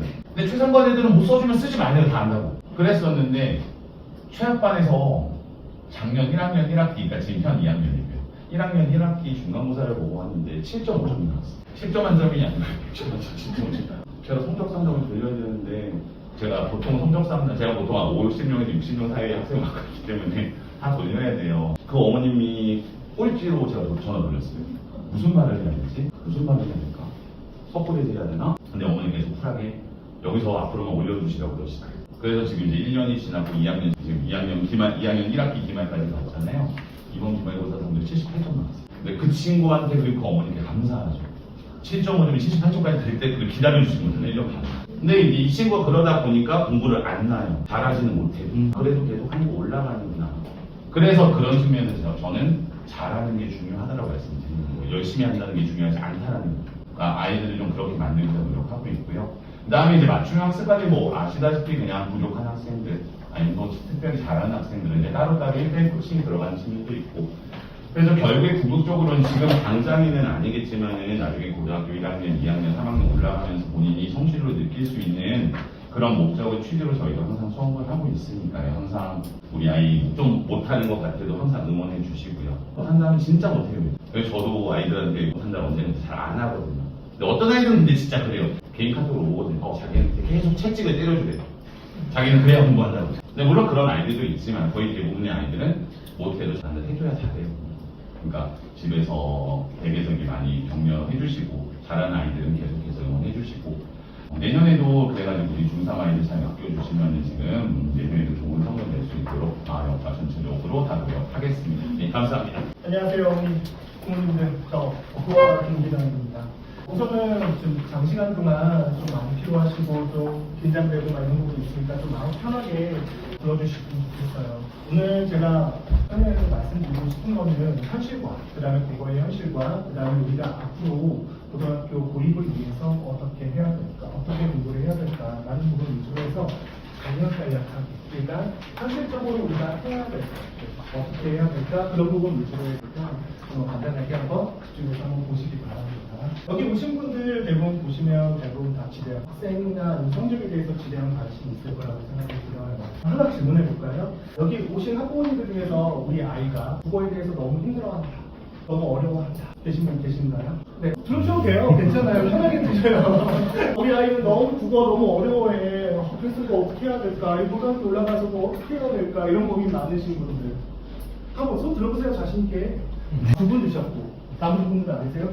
나머지 다 잘하시네. 또 잘하는 친구들은 잘하더라고요.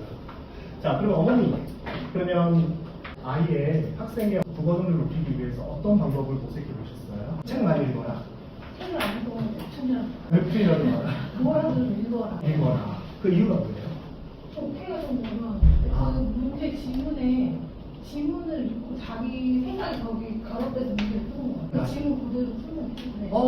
되게 답답하죠. 왜안 되는 거야? 어머니 또 아까 손 주셨던 어머니 또 누구니? 아버님. 네. 아버님. 아니 근데 정확히 똑같은 말씀을 하셔가지고 네. 저희랑 똑같은 내용인 것 같아요. 그럼 대부분 지금 부모님들께서는 많이 생활에 책을 많이 읽으면 되겠구나. 그리고 가장 중요한 건 어때? 어휘와 국회있구나. 라고 생각해요. 맞아요. 맞긴 맞는데 말은 쉬운데 현실적으로 학생들에게 와닿지는 않아요. 왜? 그동안의 버릇이나 습관 그런 게 또 중요한 거거든요. 네, 여태까지 이제 뭐 국어하고 영어하고 수학은 너무 잘해. 근데 왜 우리 국어는 잘 못하지?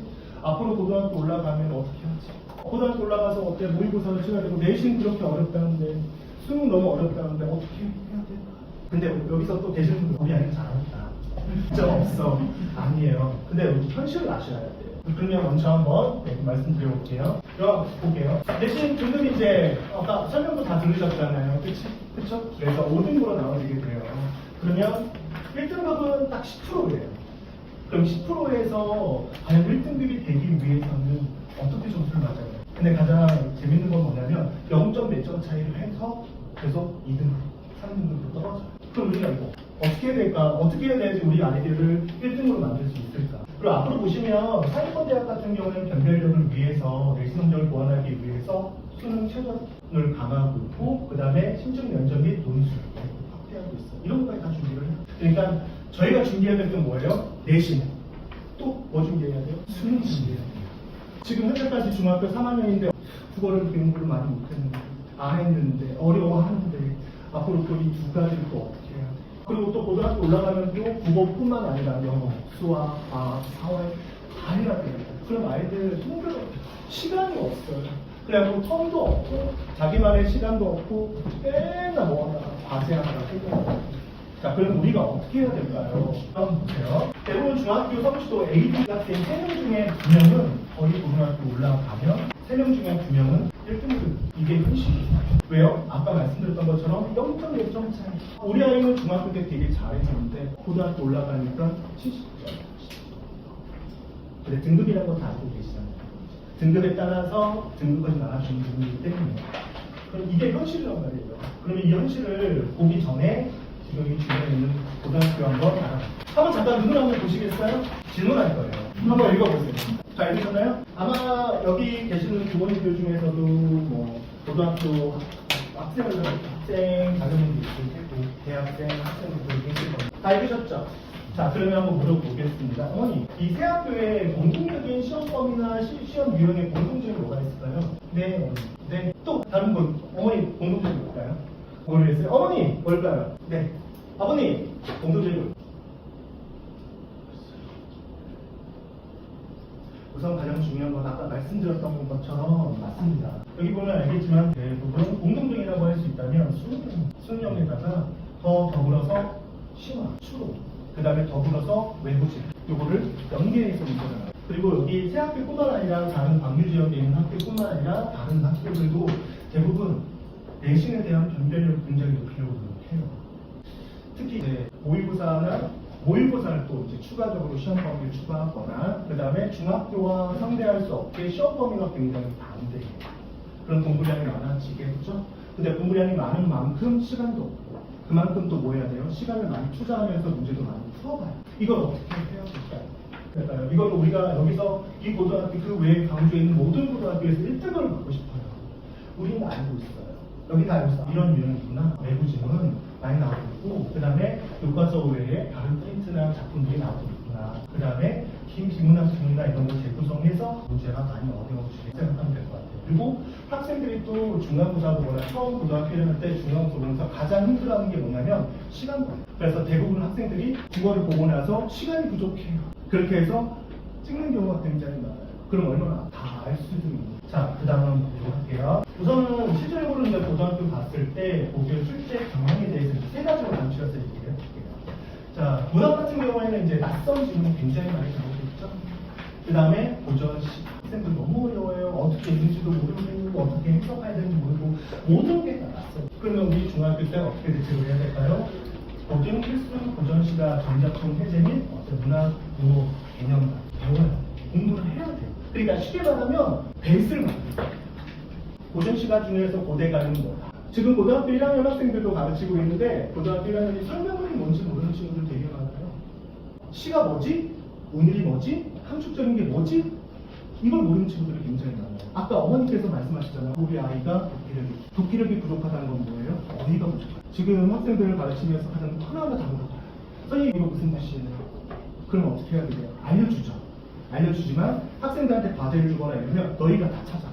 너희가 찾아서 너희가 정리를 해. 이게 다 중요하다고 생각하고요. 그 다음에 두 번째, 독서 보시면 모의고사. 우리 여기 계신 분들 다 수능 치르셨잖아요. 수능 뭐 학력고사 치는 분들도 계시나 모르겠는데 수능 보신 분들 보면 알겠지만 그때와 지금과 비교해보면 어떻습니까?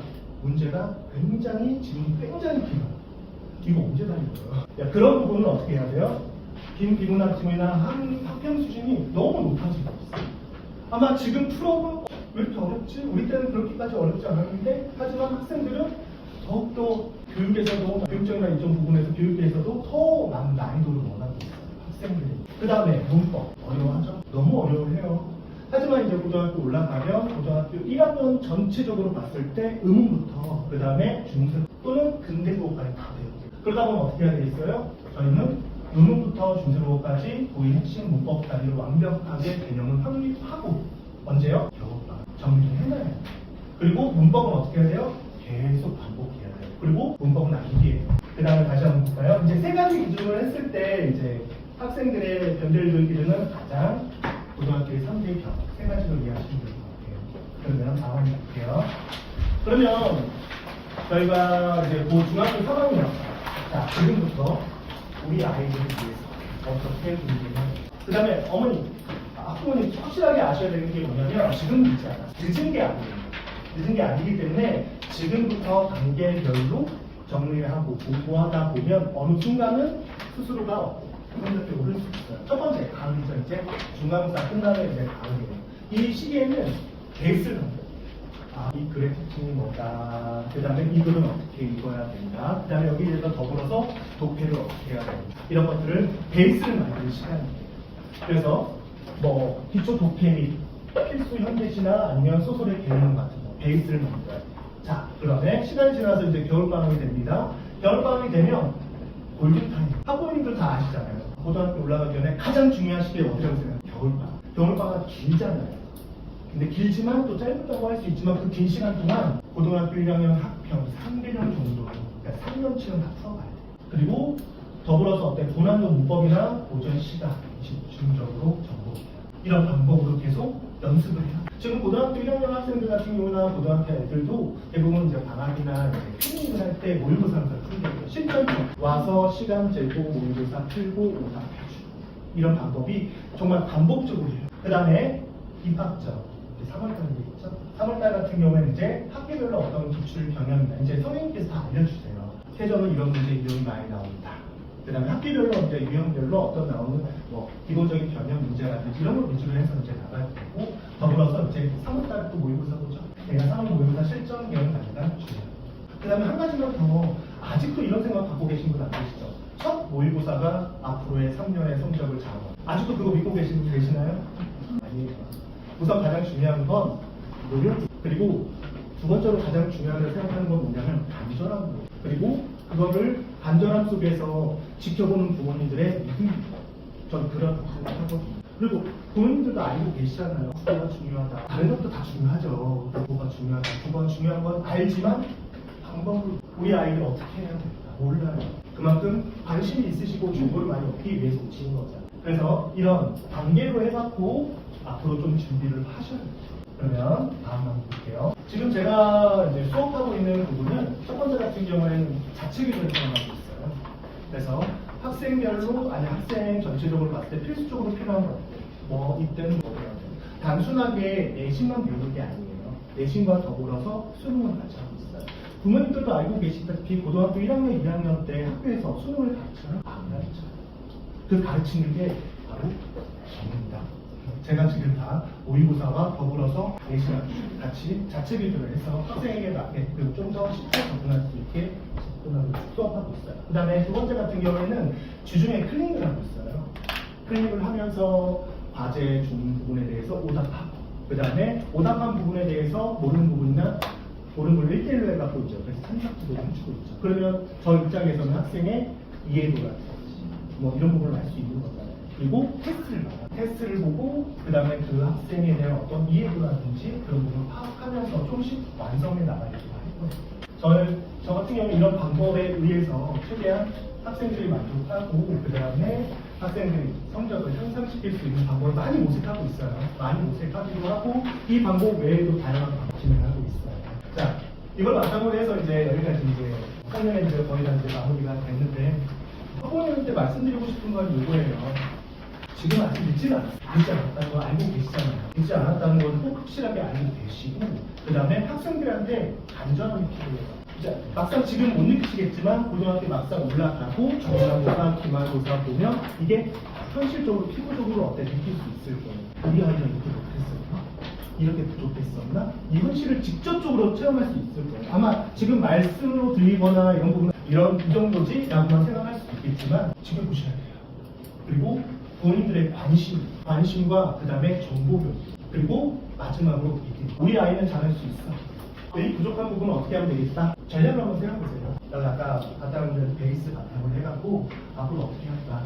우리 아이를 국어 성적을 높이기 위해서 국어에 좀 흥미를 갖게 하기 위해서 어떻게 해야 돼? 이런 부분을 같이 정보력과 그 다음에 같이 이제 모여서 상담도 해보고 그 다음에 아이에게 뭐가 필요할까? 그 다음에 다음에서 뭐 하는데 이것도 해보면 어떨까? 이런 다양한 방법으로 인해서 좀 더 흥미를 갖고 그 다음에 할 수 있다는 어떤 믿음 주시는 게 부모님의 하실 수 있는 거라고 생각이 들어요. 네, 다른 분은 있으십니까? 이 시간 동안 설명해 들으셔서 감사드리고요. 아까도 말씀드린 것처럼 간절함과 믿음을 갖고 그 다음에 학생들이 할 수 있다는 믿음을 주시고 이상 발표 마치겠습니다. 감사합니다. 자, 우선 제목은 뭐 예비고일을 위한 통합과학 설명서 이런 걸 지어주세요. 저는 어머님들 통합과학이라는 이 과목 자체가 어떠한 성격을 띠고 있는지 그다음에 어떻게 공부를 해야 되는지 좀 막연하게 우선은 첫 번째는 우선 통합과학에서 어떠한 과목인지에 대한 설명 간단하게 좀 말씀드리면요. 우선 이 통합과학의 취지, 목적은 중등과학과 고등과학의 연결자료 역할을 한다라고 해서 중등과학에서 고등과학으로 올라가서 좀 난이도가 많은 거거든요. 이 중간다리의 역할을 해서 이 둘의 난이도를 중간에서 맞춰줄 수 있는 그런 역할이 이제 원래 통합과학의 역할이고요. 그러다 보니 이제 첫 번째 저런 통합과학의 성격 때문에 그 통합과학 안에 나와 있는 내용들이 중등과학의 내용이 그대로 들어있고요. 그다음에 고등과학에서 주요 내용들이 있죠. 뭐 물리에서는 역학, 뭐 화학에서는 뭐 산화, 환원 이런 것들이 같이 들어가 있어요. 중등과학의 전반적인 내용, 그다음에 고등과학에서 주요 내용들이 들어있다 보니 양이 우선 좀 강대하게 엄청 많아요. 양도 많고, 그다음에 난이도도 중등과학에 비해서 훨씬 더 난이도가 이제 많이 들어가게 되는 거죠. 그러니까 아이들을 가장 많이 한 첫 번째 얘기가 왜 이렇게 갑자기 이제 과학이 어려워졌어요라는 얘기를 많이 하거든요. 그러니까 그러다 보니 아이들이 이 중간고사, 기말고사를 갔을 때 많이 좌절하는 경우가 좀 많이 봤어요.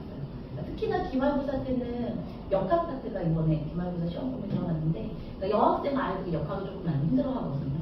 그러다 보니까 기말고사 때 많이 힘들어하는 모습도 좀 많이 있고요. 근데 이게 어쩔 수 없는 게 이 난이도를 이렇게 뛰다 보니까 중간에 맞춰주기 위한 거거든요. 그럼 그러다 보면 한 단계 조금 나아가면요, 지금 이게 중등과학이 고등과학이잖아요. 통합과학이 가운데 역할을 한다고 한다면 그 이때 배우는 화학과 물리는 전혀 상상할 수 없을 정도의 난이도라고 보시면 돼요. 그다음에 이제 또 통합과학이다 보니까 물화생지 전체 과목 전반적인 내용을 다 다루면서 그러니까 처음에 시작할 때는 지구과학 내용이 나와요. 지구과학 얘기를 하다가 갑자기 얘가 화학으로 넘어가거든요. 또 화학 얘기를 하다가 갑자기 얘가 또 생물로 넘어가 버리면서 물화생지가 그러니까 중등과학에서는 물리 따로, 생물 따로, 뭐 화학 따로였는데 통합과학에서는 그냥 한 단원 안에 물화생지 내용이 한꺼번에 막 섞여서 나온다라고 보시면 돼요. 그러니까 아이들 많이 힘들어하죠. 그다음에 또 하나의 취지는 지금 이제 두 번째 보시면 여기 학생의 뭐 적성과 맞는 선택 과목의 결정이라고 제가 우선 얘기를 써놨는데 그 중간고사 끝나면서 학교에서 첫 번째 하는 게 수요 조사를 해요. 선택 과목에 대한 수요 조사를 하는데 보통 이과를 생각하는 아이들은 물화생지 4개 중에서 보통 3개를 선택을 하고요. 그러니까 문과를 선택하는 아이들은 이제 문과 과목에서 3개를 선택을 하고 이도저도 아닌 것 같다. 양쪽에 좀 발을 걸치고 싶다 하는 경우에는 이제 사탐에서 하나, 바탐에서 2개, 뭐 아니면 사탐에서 2개, 바탐에서 하나 이런 식으로 저희가 선택을 하거든요, 아이들이. 근데 그때 아이들이 이 수요 조사하는 이걸 들고 어쩔 줄 몰라. 선생님 저 뭐 선택해야 돼요? 뭐를 해야 될지 모르겠어요. 선생님이 하라는 거 할게요. 이런 아이들이 많거든요. 그러면 가장 첫 번째는 뭐냐면 이 통합과학을 하면서 이게 지구과학이야. 수업할 때 제가 아이들한테 얘기를 해요. 지금 하는 이거는 지구과학이야. 이거는 물리역학이야. 이거는 생물이, 이거는 화학이야. 그럼 아이들이 하면서 자기 스스로 느껴요. 나는 생물이 조금 맞는 것 같아. 나는 생물은 맞는데 지구과학은 나랑 정말 안 맞는 것 같아. 이거를 깨달아 아이들 스스로. 그러면 그게 어느 정도 조금 자기 베이스가 깔리면 그러면 자기는 선택을 나는 생물을 할 거고 지구과학은 죽어도 안 되겠다. 그다음에 물리 이거는 넘사벽이야. 물리는 안 되겠다. 하면서 이제 아이들이 자연스럽게 자기가 뭘 선택을 해야 되는지를 이제 충분히 깨닫게 되죠. 통합과학이 그런 목적도 있어요. 그다음에 세 번째는 이게 아이들이 가장 힘들어하는 부분이기는 한데 중학교 때 접해보지 못했었던 뭐 환경 문제라든지 협약이라든지 이런 거는 정말 뉴스로도 보기 힘든 내용이잖아요. 그 다음에 이제 지구과학 쪽으로 들어가면 세계지리를 조금 알아야만 풀 수 있는 문제가 등장을 하거든요. 아이들이 이 세 가지가 되게 약해요. 특히나 저 세 번째에 있는 세계지리가 정말 약해요. 태평양이 어디에 있어요? 대서양이 어디에 있죠? 이런 얘기를 많이 하거든요. 그러면서 저는 지금 이게 과학 공부를 하는 건지 지리 공부를 하는 건지 모르겠어요 라고 아이들이 많이 얘기를 해서 그러니까 이게 난이도가 갑자기 뛰어올랐다라고 얘기를 하는 게 보통 이제 이런 부분에서 아이들도 많이 힘들어하게 있는 거죠. 그래서 통합과학이라는 게 좀 이런 성격을 많이 가지고 있는 과목이다 라는 거고요. 자, 그러면 우선은 통합과학의 목차, 이거는 지금 아이들의 배우기 이전 거, 1호 계정에 관련된 내용인데요. 총 4개 단원이었어요. 1호 계정에서는 2기 계정이라고 하죠. 2기 계정이 바뀌고 나서, 지금 현재 고1 아이들이 2기 계정에 2년 차예요. 그럼 지금 현재 중3 아이들은 2기 계정에 3년이라고 보시면 되거든요. 자, 여기에서 어떻게 바뀌었느냐, 요렇게.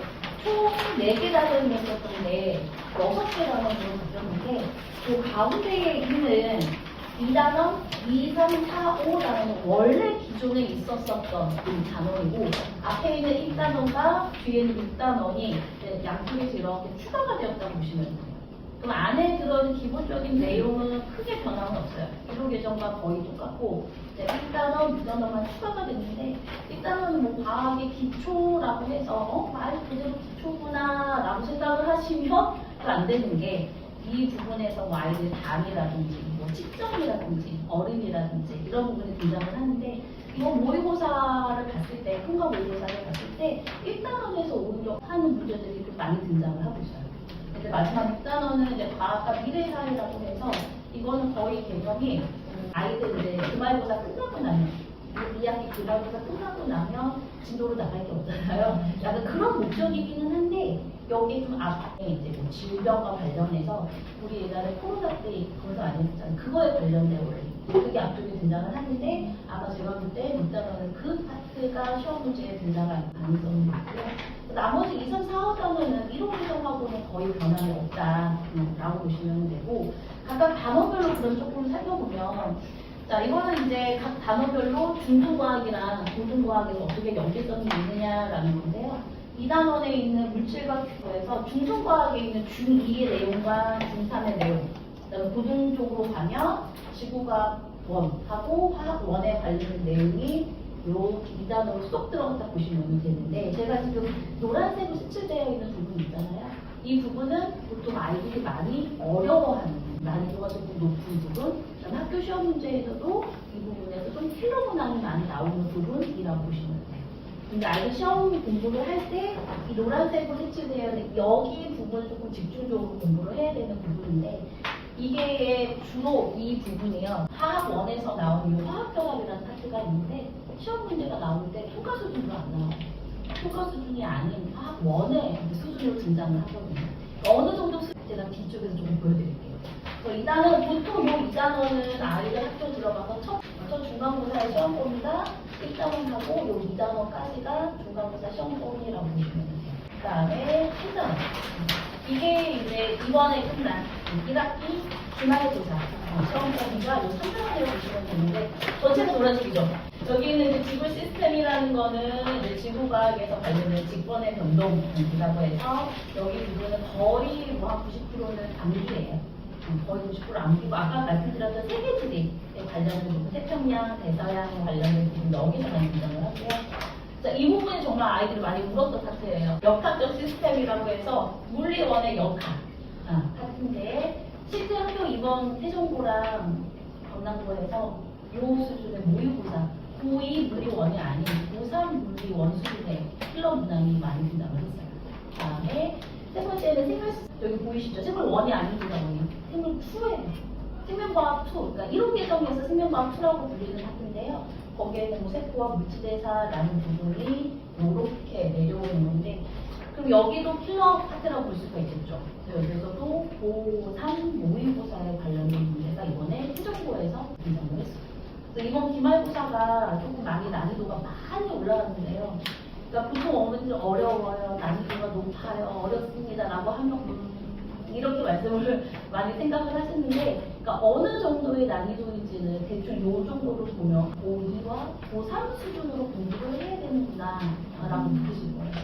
그래서 이게 이번 기말고사 시험범위였었고 이제 2학기 중간고사 때는 4단원에 있는 뭐 변화와 다양성이라고 해서 살짝 아이들이 숨 돌릴 수 있는 부분인데 여기가 또 좀 킬러 파트예요.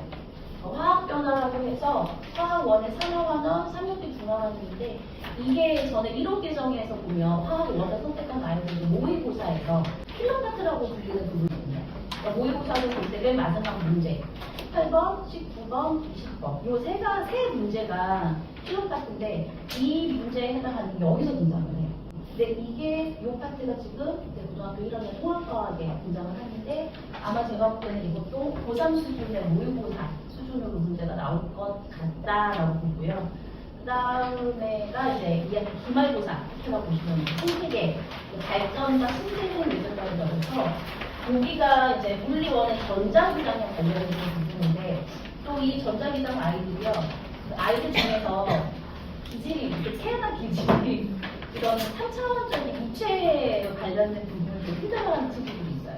그러니까 그런 아이들은 수학적으로 봤을 때는 도형 파트를 많이 어려워하거든요. 그러니까 그런 아이들이 이 전자기장에 들어오면 이게 좀 입체적으로 생각을 해야 되는 부분이라 도형이 약한 아이들이 여기가 약하면 이쪽 발전 부분에서 문제 많이 힘들어 하죠. 그래서 지금 각 단원별로 봤을 때 킬러 파트가 꼭 하나씩 숨겨져 있다. 가장 봤을 때 어려운 킬러 파트는 이번에 끝난 기말고사가 가장 어려운 파트라고 보시면 되거든요. 그때 아직 많이 포기를 해요. 근데 저는 다음은 아닌 것 같아요. 저는 문과일 것 같아요. 근데 이렇게 많이 얘기를 하는 부분이거든요. 총 1년치가 이런 식으로 들어가신다라고 생각이 들고요. 자, 그러면 이렇게 어려운 과학을 점수를 잘 받기 위해서는 그러면 어떻게 우리 아이들 공부를 해야 되느냐. 우선 가장 첫 번째는 그런 공부과학에 연결이 되어 있다 보니 얼마나 얘를 기초를 잘 쌓아놨느냐. 그러니까 제일 중요한 거기는 해요. 지금도 방금 아이 통합과 수업하는 중간에 나왔는데 그 중2 때 배웠었던 내용이 이제 막 등장을 하고 중3 때 배웠었던 내용이 계속 등장을 하는데 기본 베이스가 안 깔려있는 아이들은 하면서 이제 동공지진이 오죠 한마디로. 그러면 그 아이들은 어쩔 수 없어요. 중2, 중3 내용을 해야만 통합과학의 내용을 받아들일 수가 있거든요. 그 다음에 이제 보통 어머님들이 많이 말씀하시는 것 중에 하나가 중학교 과학 그냥 조금만 공부하면 다 맞거나 뭐 실수를 한두 개 틀린 그게 많이 말씀하시거든요.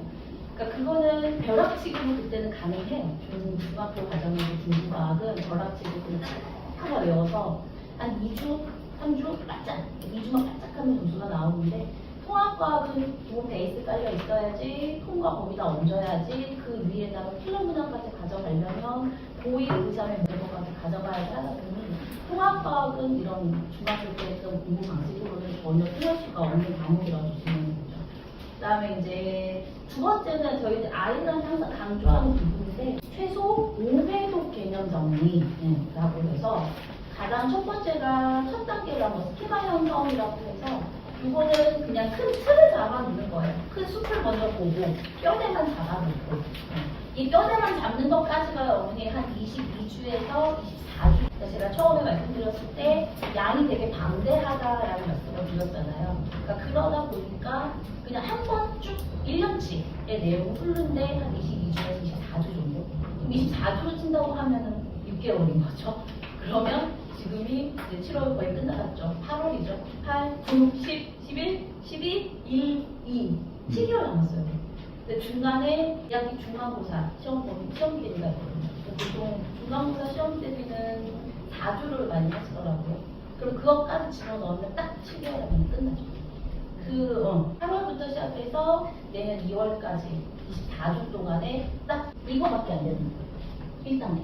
스키마 형성하기 1단계밖에 안 되고 두 번째 이제 정교화 처리는 이제 두 번째 두 바퀴를 도는 거죠. 두 번째 돌면서 어느 정도 커다란 뼈대를 잡아놓은 거에 살을 살짝 붙이는 작업이라고 보시면 돼요. 그런 다음에 세 번째 뭐 인출 연습이라고 해서 한 세 번째까지만 하면 아이들이 제가 뭘 물어봤을 때 대답이 조금씩 나오기 시작을 해요. 그러니까 1단계, 2단계까지는 제가 질문을 하면 대답을 잘 못하는데 한 3단계 정도까지만 되면 제가 질문하면 이제 스물스물 이제 대답이 나오기 시작을 하는 거죠. 근데 거의 2단계나 3단계에서는 억지로 학교에서 학교 선생님 수업을 들으면 2단계나 3단계 정도까지는 되는 거예요. 근데 이제 거의 대부분의 아이들이 이 정도까지는 되거든요.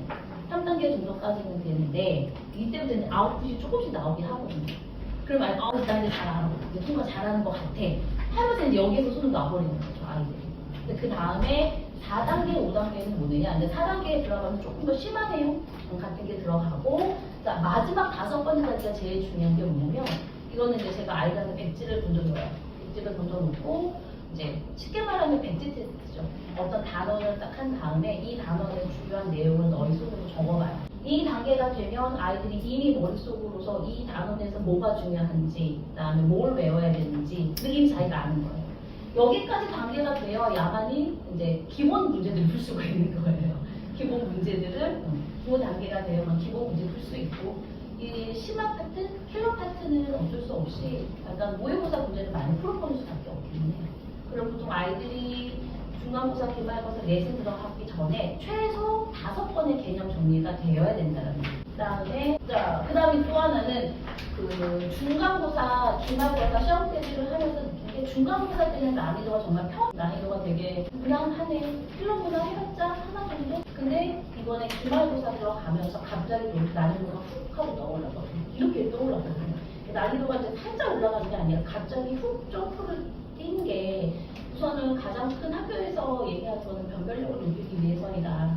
상위 포함해서 등급 나누기가 어려워서 변별력을 높이기 위해서 난이도를 높였다라고 얘기를 하는데 그건 제가 봤을 때 너무 심각하게 난이도를 높였는데 그럼 어느 정도의 난이도느냐?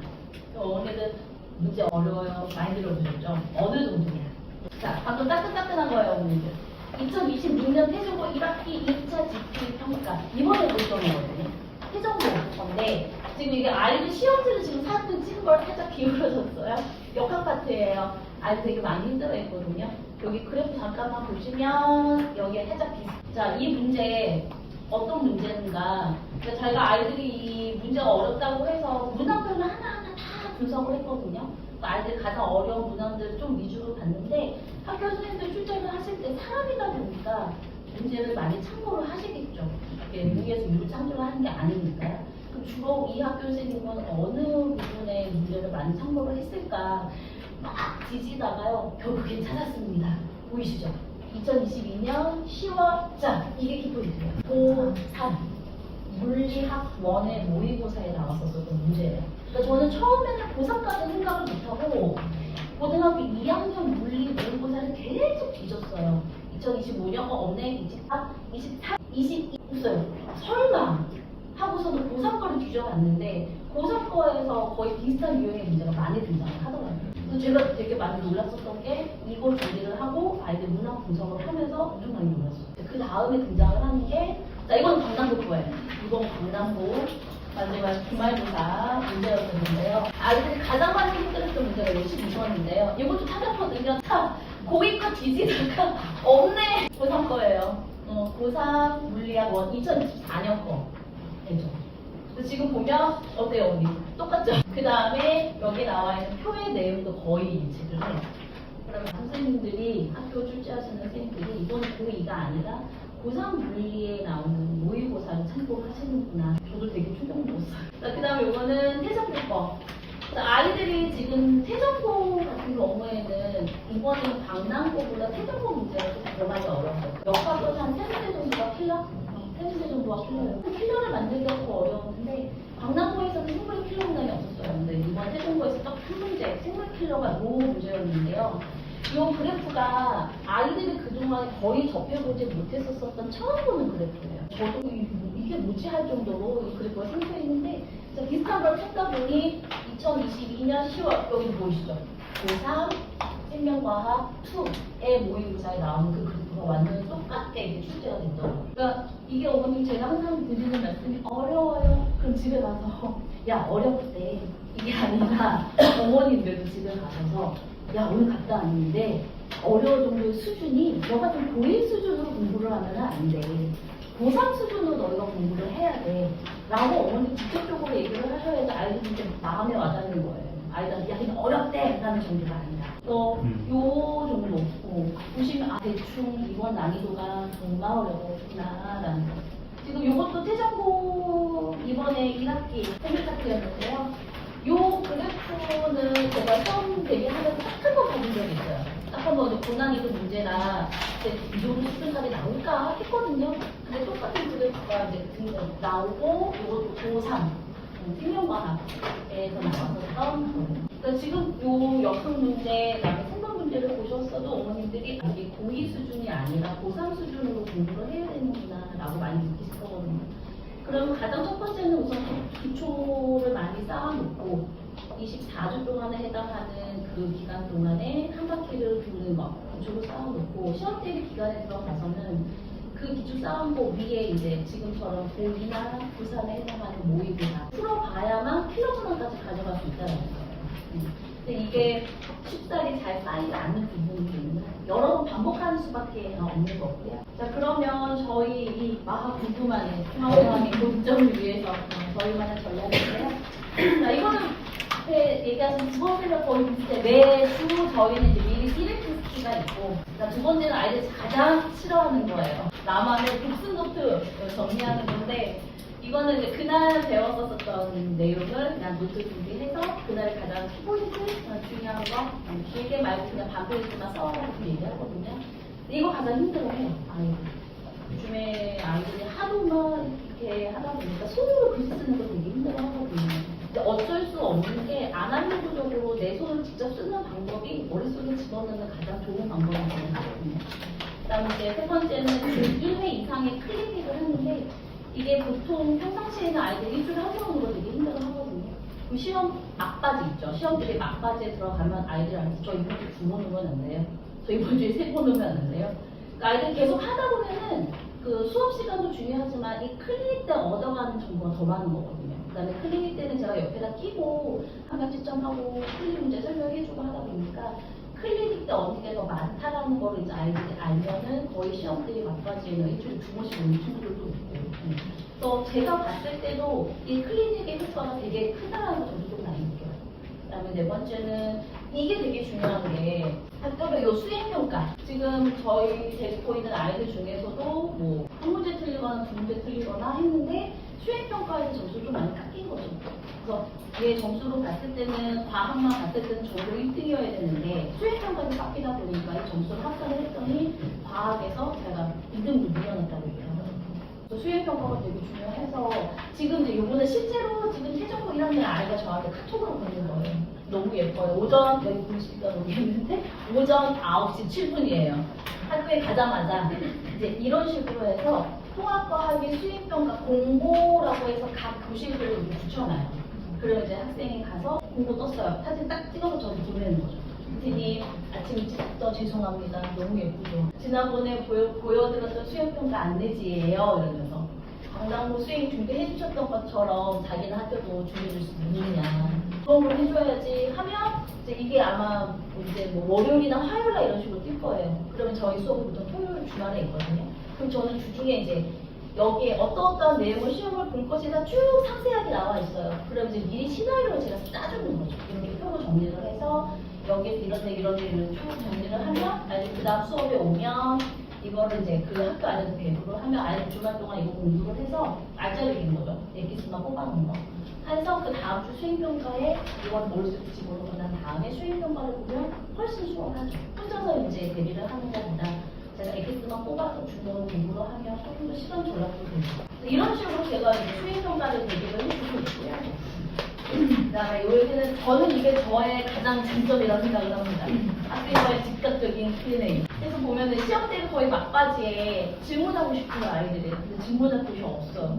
그러면 저는 항상 새벽 3시고 4시고 괜찮으니까 아무 때나 카톡 보내라. 내가 깨어있으면 바로 답해줄 거고 내가 만약에 잠들어 있으면 아침에 눈 뜨자마자 그냥 답을 보내겠다. 그러면 이런 식으로 학생이 문제를 찍어서 저한테 보내요. 그러면 제가 여기다 빨간색으로 첨삭해서 뜨는 거다 보내주고 그 다음에 뭐 이렇게 질문하면 바로 이렇게 아이들랑 질문하고요. 지금 이 친구가 새벽에 모르는 문제 4개를 이런 식으로 한꺼번에 찍어서 한꺼번에 보내는 거예요. 내가 자고 있을까봐. 응. 그럼 저는 차라리 고마워요. 내가 잠들어 있으면 아침에 눈 뜨자마자 하나 이런 식으로 첨삭해서 보내주면 되거든요. 아니면 내가 깨어있으면 바로 그 자리에서 이렇게 하면 돼요. 근데 이게 효과가 제일 좋기는 해요. 요 아까 말씀드렸던 클리닉 효과 제일 좋고 그다음에 이제 아무 때나 이렇게 학생들이 저한테 질문하는 거 정말 효과 좋고 그래서 이거는 저뿐만 아니라 마음 부부에 계신 모든 선생님들이 다 이런 식으로 밤낮 없이 24시간 대기조로 아이들을 위해서 하시는 부분이고요. 오늘 제가 이제 준비한 거 여기까지고요. 혹시 질문 있으세요? 저는 사회적으로 네. 고등 사회 학과를 들어가고 이 중3 만약에 내신을 준비할 때 내신 준비 따로 해주시나요? 원래는 솔직히 말씀드리면 저는 이제 고등고사 하기 때문에 중등부 내신을 안 하겠다 말씀을 드렸었어요. 근데 이 중간고사도 되게 거기에 역할이 하나 굉장히 있을 거예요. 그렇다고 해서 지금 당장 내년을 위해서 중간고사를 크게 하자니 그것도 아닌 것 같고 그래서 우선 잠정적인 내용은 8월부터 통합과에 들어가면 중간고사 때 잠시 통합과 하고요. 4주 동안에 중간고사 내신 때들을 하고 그 다음에 이제 내신 끝나면 그 다음부터는 좀 통과로 들어가는 거고요. 대신 2학기 기말고사는 내신 때들을 하면 2학기 중간, 그러니까 3학년 2학기 중간만 내신을 하고 2학기 기말 내신 없이 개별적으로 그냥 되는 준비. 그렇죠. 이렇게 하면 되고 만약에 기말 준비를 하는데 좀 어려움이 있다 하면 저한테 따로 뭐 자료를 요청을 한다거나 선생님 문제를 뽑아보세요라든지 아니면 그런 식으로 공부하는 모든 게 있으면 따로 와서 질문 받아주고 그런 식으로 중간고사는 할 거예요. 또 지금 열정적인 친구들도 같은 시기에 이렇게 질문하고 하잖아요. 근데 수업이나 숙제는 다 풀었지만 질문 없이 그냥 이렇게 따라가는 친구들인데 성적이 조금 어려운 그런 친구 어떻게 관리해야 그게 클리닉의 힘이에요. 왜냐면 클리닉을 하면은 제가 하면서 옆에 끼고서 한다고 그랬었잖아요. 그러면서 옆에 끼면서 질문 안 하는 친구들 제가 질문을 해. 뭐 이거 틀렸네, 이게 왜 그런지. 그러니까 아이들이 처음에는 클리닉 오는 것을 되게 싫어해요. 선생님 나 저거 댕길 줄 알고. 근데 이제 아이들 하다 보면 세 번, 네 번 하다 보면 클리닉의 중요성을 알기 때문에 그다음에 그 내성적인 아이들 질문 못하는 친구들 그런 친구들은 클리닉에 와서 나중에는 조용해집니다. 그렇게 만들고 무슨 열을 또 질문 있으세요? 네, 좋은 네. 화학과학은 제가 혼자 하고 있어요. 그다음에 거기에다가 제가 고2 화학까지 담당하고 있어요. 질문 있으세요? 아까 좀 해가지고 이렇게 틀 잡아주면서 지금 과정을 해주셨다고 하셨잖아요. 그래서 뭐 8월부터 해가지고 예비로 들어간다고 했는데 그러면 이제 중학생들 인사를 이제 들어오면 이제 그 예비 그거 과정으로 이렇게 나가는 거예요. 그렇죠. 8월부터 이제 예비 9일 과정이라고 보시면 되고요. 8월부터 이제 통합과학이 시작. 그러면 그때 8월부터 시작을 해야 1년치의 내용을 다 붙일 수가 있어요. 그래서 8월부터 고1, 예비 고1의 통합과학 시작이라고 보시면 됩니다. 그렇게 해야 학원 붙여요. 또 질문 있으세요? 오늘 좋은 정보 얻어 가실 수 있는 그런 자리가 되었으면 좋겠습니다. 감사합니다. 네, 오늘 긴 시간 너무 수고 많이 하셨고요. 오늘 다른 것보다 마지막으로 이제 가시기 전에 아무래도 이제 우리 아이들이 아직 고등학생이 되기 전이고 아직 어리다 보니까 부모님께서 이렇게 얼마나 이렇게 생각하시는 애들 모를 때 너무 답답해요. 근데 나중에 애들 크고 나면은 또 오늘 오신 분들 다 정말 아이들 너무너무 생기고 싶으시고 저는 오늘 오신 부모님들 또 유림이 우리 저희 준우랑 학생이랑 어머님과 아버님들 모두 너무 멋진 분이시라고 꼭 이렇게 좀 말씀드리고 싶었어요. 아이들이 본인들이 안 나요. 꼭 올 거예요. 네, 선생님들 정말 멋지신 분들이고 아이들 정말 장난 없이 케어하시는 분들이니까 꼭 맡겨주시고 또 궁금하신 점들 있으시면 또 우리가 다음 그 일정이 있어서 그러지만 필요하시면 저 저기 로비에 대기할 테니까 이것저것 물어봐 주시고 오늘 긴 시간 정말 수고 많으셨습니다. 조심히 가시고요.